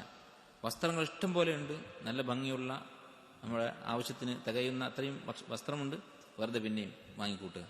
ഇങ്ങനെ ഫുദൂലുൽ മുബാഹാത്ത്. ഇതിനോട് ഈ 4 കാര്യങ്ങളോട് മനസ്സിൽ താല്പര്യമില്ലാതെയാവുക, ഇത് 4 ഒഴിവാക്കുക, അതാണ് സുഹൃദ് എന്ന് പറയുന്നത്. ഇത് 4 ഉണ്ടോ സാഹിദായി. ഈ 4 പണം എന്ന് നമ്മൾ പറഞ്ഞോ, സമ്പത്ത് എന്ന് പറഞ്ഞോ? ഇല്ല. സമ്പത്തിനോട് താല്പര്യമില്ല എന്ന് പറഞ്ഞോ? ഇല്ല. ഹറാമ്, മക്രൂഹ്, മുസ്തബിഹാത്ത്, മുബാഹ്. നമ്മുടെ കയ്യിലുള്ള സമ്പത്ത് ഹറാമാണെങ്കിൽ ഒഴിവാക്കണം. ഒരാൾ ബാങ്കിൽ ജോലി ചെയ്ത് നല്ല ശമ്പളം വാങ്ങുന്നുണ്ട്, അപ്പോൾ ആ ജോലി ഒഴിവാക്കേണ്ടി വരും. സാഹിദാണെങ്കിൽ അവൻ ആ ജോലി ഒഴിവാക്കും. അതുപോലെ തന്നെ മക്രൂഹായ കാര്യങ്ങൾ, മക്രൂഹായ സമ്പത്ത്, അത് ഒഴിവാക്കുന്നത് സുഹുദിന്റെ ഭാഗമാണ്, സുഹുദിന്റെ പൂർണ്ണതയിൽപ്പെട്ടതാണ്. മുസ്തബിഹായ ഹലാലോ ഹറാമെന്ന് സംശയമുള്ളത്, അത് ഒഴിവാക്കുന്നത് സുഹുദിന്റെ ഭാഗമാണ്. ഫുദൂലുൽ മുബാഹാത്ത് ഒഴിവാക്കുന്ന സുഹുദിന്റെ ഭാഗമാണ്. കയ്യിൽ ഹലാലായ മാർഗത്തിൽ അള്ളാഹു നമുക്ക് തന്ന സമ്പത്തുണ്ട്, അത് വെറുതെ ഒഴിവാക്കുക എന്ന് പറയുന്നത് സുഹുദിന്റെ ഭാഗമാണോ? അങ്ങനെ ഒരു കാര്യം നമ്മൾ പറഞ്ഞിട്ടില്ല. അപ്പൊ സമ്പത്ത് എത്രയുള്ളത് ഉണ്ടായാലും കുഴപ്പമില്ല, അത് മനസ്സിൽ ഉണ്ടാവാതിരുന്നാൽ മതി. മനസ്സിൽ ഉണ്ടായിട്ടുണ്ടോ അല്ലേ അങ്ങനെ അറിയാൻ പറ്റും. ഈ 3 കാര്യങ്ങൾ നോക്കിയാൽ മതി. മനസ്സിൽ കടന്നിട്ടുണ്ടോ എന്ന് അറിയാൻ. ആ സമ്പത്ത് കുറഞ്ഞാൽ നമ്മൾ പരിധി വിട്ട് വിഷമിക്കുകയില്ല, സമ്പത്ത് കൂടിയാൽ പരിധി വിട്ട് സന്തോഷിക്കുകയുമില്ല, അഹങ്കരിക്കുകയില്ല. മരണം നമ്മൾ വെറുക്കുകയില്ല, മരണം നമ്മൾ മറക്കുകയില്ല. അല്ല, ചില ആളുകൾ അവർ ദുനിയാവിനെ കുറിച്ച് ചിന്തിച്ച് മരണത്തെക്കുറിച്ച് യാതൊരു ചിന്തയും ഉണ്ടാവില്ല. അല്ല, വയസ്സെത്ര ആയിട്ടുണ്ട്, 60 കഴിഞ്ഞ് 70 കഴിഞ്ഞ് 80 വയസ്സായാലും പിന്നെയും പ്ലാനുകളാണ്, ദുനിയാവിന്റെ പ്ലാനുകൾ. സമ്പാദിക്കുന്നതിന് തെറ്റില്ല, ഒരു പ്രായം കഴിഞ്ഞാൽ പിന്നെ അധ്വാനിക്കാൻ പാടില്ല എന്നൊന്നുമില്ല.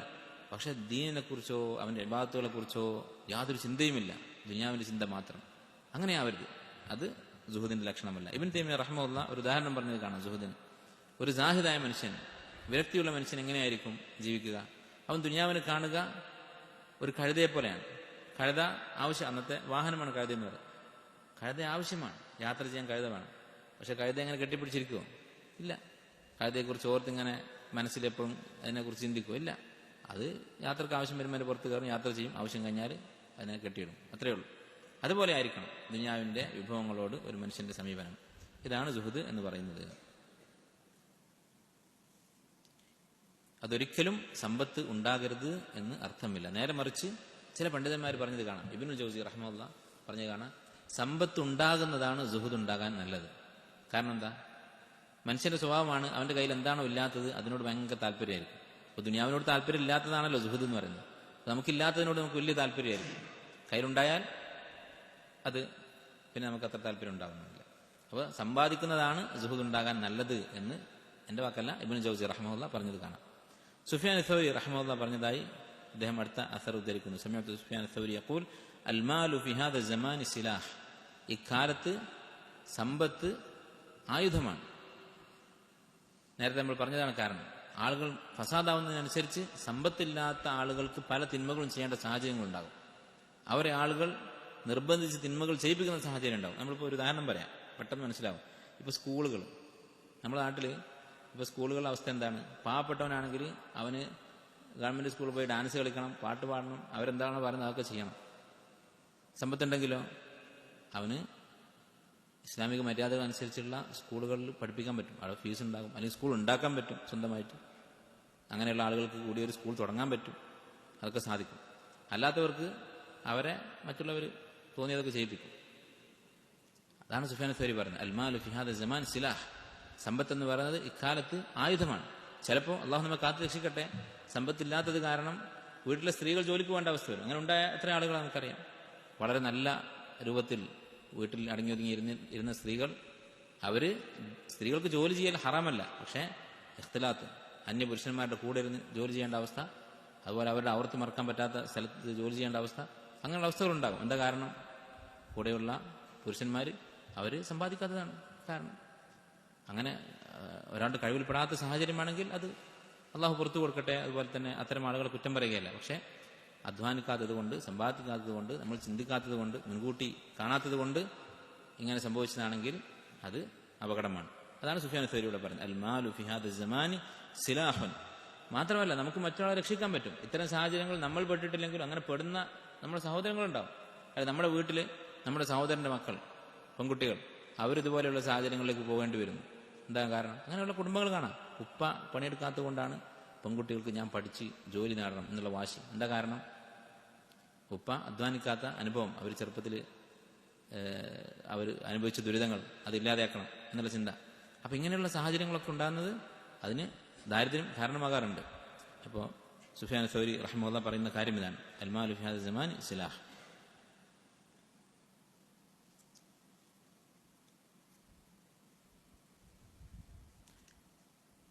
അടുത്ത അസർ ഇത് വായിച്ച് നമുക്ക് അവസാനിപ്പിക്കാം. أخبرنا أحمد بن منصور الرمادي قال حدثنا عبد الرزاق قال محمد بن ثور كان سفيان الثوري يمر بنا ونحن جلوس في المسجد الحرام. സുഫിയാൻ സൗരി റഹ്മത്തുള്ളാഹി ഞങ്ങളുടെ അടുത്തേക്ക് വരും, ഞങ്ങൾ ഹറമിൽ ഇരിക്കുകയാണ് മക്കത്ത്. അദ്ദേഹം പറയും, മാ യുജ്ലിസുക്കും ഫയഖൂൽ മാ യുജ്ലിസുക്കും, നിങ്ങൾ ഇരിക്കുന്നത് എന്താണ് ഇവിടെ കാര്യമെന്ന് ചോദിക്കും. ഫനഖൂലു ഫമാ നസ്ന, ഇരിക്കല്ലാതെ പിന്നെ ഞങ്ങൾ എന്താണ് ചെയ്യേണ്ടത്, എന്താണ് താങ്കൾ ഉദ്ദേശിക്കുന്നത്? അദ്ദേഹം പറയും, ഉത്ലുബു മിൻ ഫദ്ലില്ലാഹ്, നിങ്ങൾ അള്ളാഹുവിന്റെ ഫദ്ൽ അന്വേഷിക്കുക, അധ്വാനിക്കുക. വലാ തകൂനു അയാലൻ അലൽ മുസ്ലിമീൻ, മുസ്ലിമീങ്ങൾക്ക് ഒരു ഭാരമാകരുത് നിങ്ങൾ എന്ന് അദ്ദേഹം പറയും. അപ്പോൾ അധ്വാനിക്കുക എന്നുള്ളത് അതിന്റെ ലക്ഷ്യം ഇതാണ്, മറ്റുള്ളവരെ ആശ്രയിക്കുന്ന അവസ്ഥ ഉണ്ടാകരുത്. നമ്മൾ ആശ്രയിക്കുന്നത് അള്ളാഹുവിനെ ആയിരിക്കണം. അതാണ് ഈ പറയുന്നതിന്റെ രഹസ്യം. ഈ വലിയ വലിയ ഇമാമിങ്ങളൊക്കെ ഇക്കാര്യം പറയാനുള്ള കാരണം എന്താണ്? തൗഹീദുമായിട്ട് ഇതിന് ബന്ധമുണ്ട്. ആളുകളുടെ മുന്നിൽ കൈനീട്ടിയാൽ നമ്മുടെ ഈമാൻ നഷ്ടപ്പെടും. ഈമാൻ നഷ്ടപ്പെടുന്നത് എന്തുകൊണ്ടാണ്? നമ്മുടെ തൗഹീദ് ദുർബലമായി. തൗഹീദ് എന്ന് പറഞ്ഞാൽ എന്താ? അള്ളാഹുവിനെ മാത്രം അവലംബിക്കുക. അള്ളാഹു അല്ലാത്ത മറ്റൊരാളോട് നമുക്ക് യാതൊരു തരത്തിലുള്ള വിധേയത്വം ഉണ്ടാകരുത്, തലകുനിക്കരുത്. സമ്പത്തില്ലെങ്കിൽ തലകുനിക്കേണ്ടി വരും. ഇമാം ഇബ്നു തൈമിയ്യ റഹ്മത്തുള്ളാഹി പറയുന്നത്, ഒരാളുടെ കയ്യിൽ നിന്ന് ഒരു ഗ്ലാസ് വെള്ളം നമ്മൾ വാങ്ങി കുടിച്ചാൽ നമ്മൾ അവന്റെ മുന്നിൽ ആ ഒരു ഗ്ലാസിന്റെ അത്രയും തലകുനിക്കേണ്ടി വരും. അത്രയും ദില്ലത്ത് നമുക്ക് വന്നു. ഒരാളുടെ അടുത്തുനിന്ന് ഒരു ഔദാര്യം വാങ്ങിയാൽ, ചെറിയ വസ്തുവാണ്, ഒരു ഗ്ലാസ് വെള്ളം, ഒരു ഇറക്ക് വെള്ളം എന്നാണ് ഇബ്നു തൈമിയ്യ പറയുന്നത്. ഒരു ഇറക്ക് വെള്ളം കുടിച്ചിട്ടുണ്ടെങ്കിൽ അവനെ കാണുമ്പോൾ ചെറിയ ഒരു വിധേയത്വം നമുക്ക് വരും. എത്ര കൂടുതൽ വാങ്ങുന്നോ അതിനനുസരിച്ച്. ഒരാൾ ആരെയും ആശ്രയിക്കാത്തവനാണെങ്കിലോ, നേരെ മറിച്ച് അങ്ങോട്ട് നന്മ ചെയ്യുന്ന ആളുകൾക്ക് അങ്ങോട്ട് ഇഹ്സാൻ ചെയ്യുന്നവനാണെങ്കിലോ, അവന്റെ മനസ്സിൽ അള്ളാഹുവിനോട് മാത്രമേ വിധേയത്വമുള്ളൂ. അതാണ് അബൂബക്കർ സിദ്ദീഖ് റളിയല്ലാഹു അൻഹുവിനെ കുറിച്ച് അല്ലാഹു തആല പറഞ്ഞത് സൂറത്ത് ലൈലിന്റെ അവസാനത്തെ ആയത്ത്, സയുജന്നബുൽ അത്ഖാ അല്ലദീ യുഅതി മാലഹു യതസക്ക വമാ ലി അഹദിൻ ഇൻദഹു മിൻ നിഅമത്തിൻ തുജ്സ. അദ്ദേഹം തന്റെ സമ്പത്ത് അള്ളാഹുവിന് വേണ്ടി ചെലവഴിക്കുന്നു. വമാ ലി അഹദിൻ ഇൻദഹു മിൻ നിഅമത്തിൻ തുജ്സ, ആ ചെലവഴിക്കുന്നത് പ്രത്യുപകാരമായിട്ടല്ല, ആരുടെ അടുത്തൊന്നും അദ്ദേഹം ഒന്നും ഇങ്ങോട്ട് വാങ്ങിയിട്ടില്ല, അതിന് പകരം അങ്ങോട്ട് കൊടുക്കുന്നതല്ല, അള്ളാഹുവിനെ വജ്ഹ് ഉദ്ദേശിച്ച് മാത്രം. ഇല്ല ഇബ്തിഗാ വജ്ഹി റബ്ബിഹിൽ അഅല, അള്ളാഹുവിനെ വജ്ഹ് ഉദ്ദേശിച്ച് മാത്രം. വല സൗഫ യർദ. ഇത് അബൂബക്കർ റളിയല്ലാഹുവിനെ കുറിച്ച് ഇറങ്ങിയ ആയത്താണ്. എന്താണ് അദ്ദേഹത്തിന്റെ പ്രത്യേകത? ഒരാൾക്കും അദ്ദേഹം തലകുനിച്ചു കൊടുത്തിട്ടില്ല, ഒരാളുടെ അടുത്തുനിന്ന് ഒരു ഔദാര്യം അദ്ദേഹം സ്വീകരിച്ചിട്ടില്ല. എന്ന് മാത്രമല്ല, മറ്റുള്ളവർ അദ്ദേഹത്തോട് കടപ്പെട്ടവരായിരുന്നു. നബി സല്ലല്ലാഹു അലൈഹി വസല്ലം അടുക്കൽ സന്ധി സംഭാഷണത്തിന് വേണ്ടി മുശ്രിക്കുകൾ വന്നപ്പോൾ ഹുദൈബിയ സന്ധിയിൽ ഒരു മുശ്രിക്ക് കുറച്ച് മോശമായി സംസാരിച്ചു നബി സല്ലല്ലാഹു അലൈഹി വസല്ലമയോട്. അദ്ദേഹം നബി സല്ലല്ലാഹു അലൈഹി വസല്ലമയോട് പറഞ്ഞു, ഈ അൻസാരികളെ കണ്ട് നീ ഞങ്ങൾക്കെതിരെ കളിക്കണ്ട, ഞങ്ങൾ ഖുറൈശികളാണ്, നമ്മൾ കുടുംബക്കാരാണ്. ഈ മദീനക്കാരെ കണ്ട് നീ ഞങ്ങളോട് പ്രശ്നത്തിന് വരണ്ട. നമ്മൾ തമ്മിലൊരു യുദ്ധമുണ്ടായാൽ, ഒരു പ്രശ്നമുണ്ടായാൽ ഇവർ നിന്നെ വിട്ട് ഓടിപ്പോകും, നിന്നെ രക്ഷിക്കാൻ ആരും ഉണ്ടാവുകയില്ല എന്ന് പറഞ്ഞു. അത് പറഞ്ഞപ്പോൾ അബൂബക്കർ റളിയല്ലാഹു അൻഹു ചീത്ത പറഞ്ഞു തിരിച്ച്, വളരെ കടുത്ത ഭാഷയിൽ നല്ല ഒരു ചീത്ത വാക്ക് തന്നെ അബൂബക്കർ റളിയല്ലാഹു അൻഹു പറഞ്ഞു. അങ്ങനെ സാധാരണ ചീത്ത പറയുന്ന ആളുകളല്ല, പക്ഷേ നബി സല്ലല്ലാഹു അലൈഹി വസല്ലമയെ കുറ്റം പറഞ്ഞപ്പോൾ അദ്ദേഹത്തിന്റെ നിയന്ത്രണം വിട്ടുപോയി. അങ്ങനെ അദ്ദേഹം ഒരു വാക്ക് പറഞ്ഞപ്പോൾ ഈ മറുഭാഗത്തുള്ള ഉർവത്ത് ബിൻ മസ്ഊദ് സഖഫി റളിയല്ലാഹു അൻഹു അദ്ദേഹം പിന്നീട് ഇസ്ലാം സ്വീകരിച്ചു. അദ്ദേഹം പറഞ്ഞത്, ജാഹിലിയ കാലത്ത് നീ എനിക്കൊരു ഉപകാരം ചെയ്തിട്ടുണ്ട്, അതില്ലായിരുന്നെങ്കിൽ ഞാൻ അതിന് മറുപടി പറയുമായിരുന്നു.